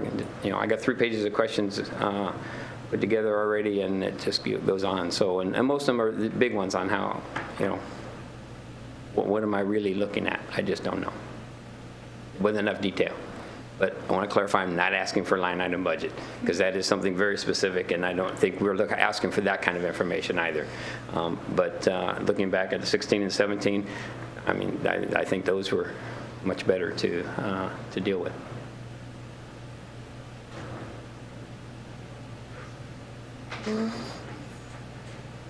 So, Jen, I actually think I sent you some comments when I first got the budget. I like the simple version of the budget, but I ended up still generating questions as well. And I think all the work you've done in the 13 months you've been with us, Not even 13 months. in the 11 months that you've been with us or so, has been really amazing. And it has seemed to fit some of the pieces better together.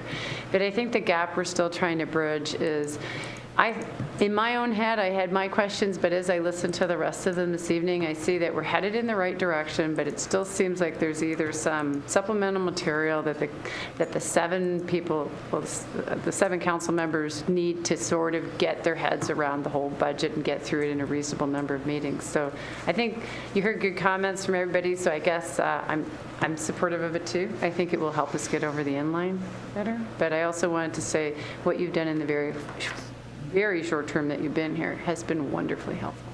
Thank you. Thank you.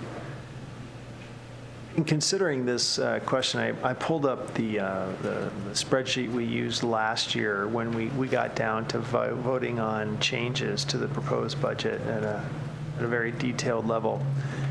And when I think about or look at what those are, so I'm just going to, for example, we, in the budget last year, and then this is just this illustrative example, administration asked the council to just plan on a certain DSD fee increase. And we said, not too fast. And we actually cut some of that out. And then we did the DSD fee increase later on as an amendment, I believe, in 2017. So the administration was making an example of a very significant, policy change. And it was reflected in the budget, and we were able to deliberate that.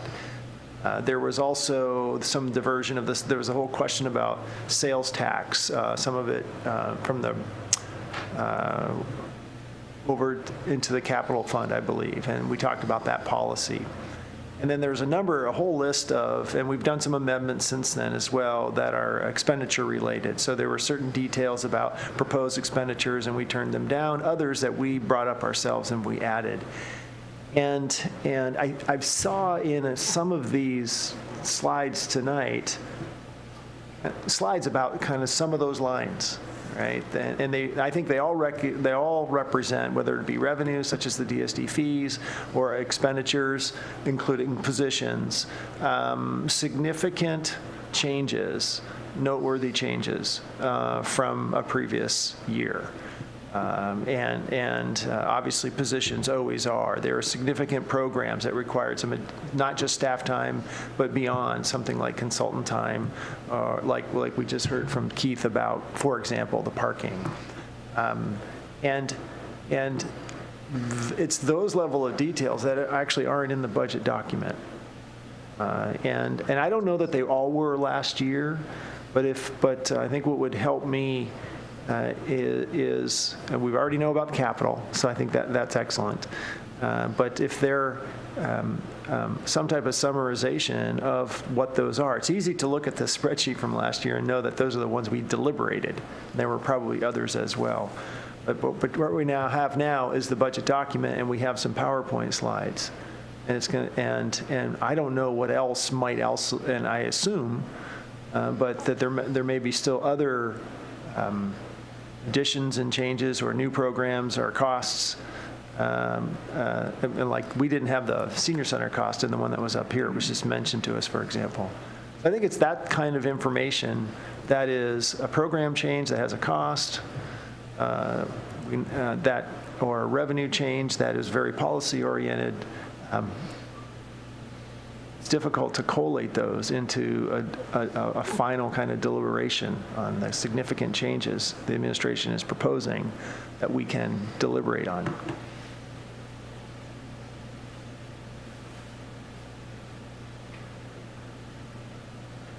So a lot of the questions are, so I'd like to know, just briefly, what the, so typically what we didn't have this year is any kind of a budget discussion, leadership of the administration, just kind of heads up what's coming down the pike.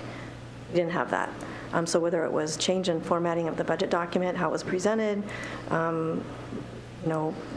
policy, major policy decisions that Paul was talking about, we didn't have that. And so there were surprises. So I agree with you, Paul, that the large policy decisions are not easy to pull out. And I my last 6 or so years of being on council, I think a lot of those policy decisions, some are presented and some are drawn out by our ability to ask questions based on much more detailed information than we have been given this year. So I think it would be great to have some of those high-level policy questions presented to us. But I also am having a real tough time thinking that we would approve a budget document that doesn't have the details in it that allows us to actually think about what some of those policy questions are. And I realize it's October 30th, and so I don't know what kind of work it takes to generate something that's a supplement that has department detail on it. I don't know if it's just capturing additional lines in a spreadsheet. I don't know, because I don't do the work. But those are, after hearing my fellow council members, those are the follow-up thoughts that I have. But I think, and everybody else can take another turn and speak as well. Bob, I think you wanted to say something. No, I think what I would say is I hear what you're saying, and I'll huddle with the leadership team tomorrow to see how we can see the capacity and our ability to turn around something that would meet your objectives and your needs, and we'll report back to you here Wednesday in terms of what the plan is, because what it may be is we take some time at the next session, not on first, but the one that we had planned for council questions, and see if we can't get some of that summary piece done by then, because we do have a line item budget. I mean, so everything that you see there is built upon a very detailed analysis. So the question would be, how easy is it to convert that into something that meets your goals and objectives? So I'll huddle with finance department tomorrow. We'll see what we can produce, and maybe we'll come up with a template for Wednesday night and see if that would kind of work, and then we'll see what we can do for the next meeting. Other comments? I didn't necessarily mean to have the last word. I just had another comment. Okay. Anything else? Am I missing anything on here? I don't think so. Oh, Mariah.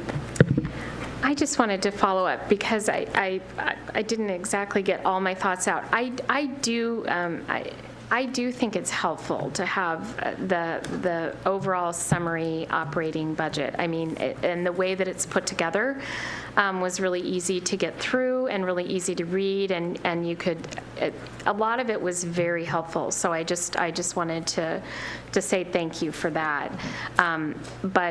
But the supplemental material is still really needed, and I'm not exactly sure how to bring that all together. But I would say that when I looked back at the kind of level of detail we had last year, that was more helpful to me. But I really like this format, so I'm not really sure where the answer is. It's not, for me, not enough information, but I did really like the flow and the operating budget and the high level, but really needed like supplemental behind it.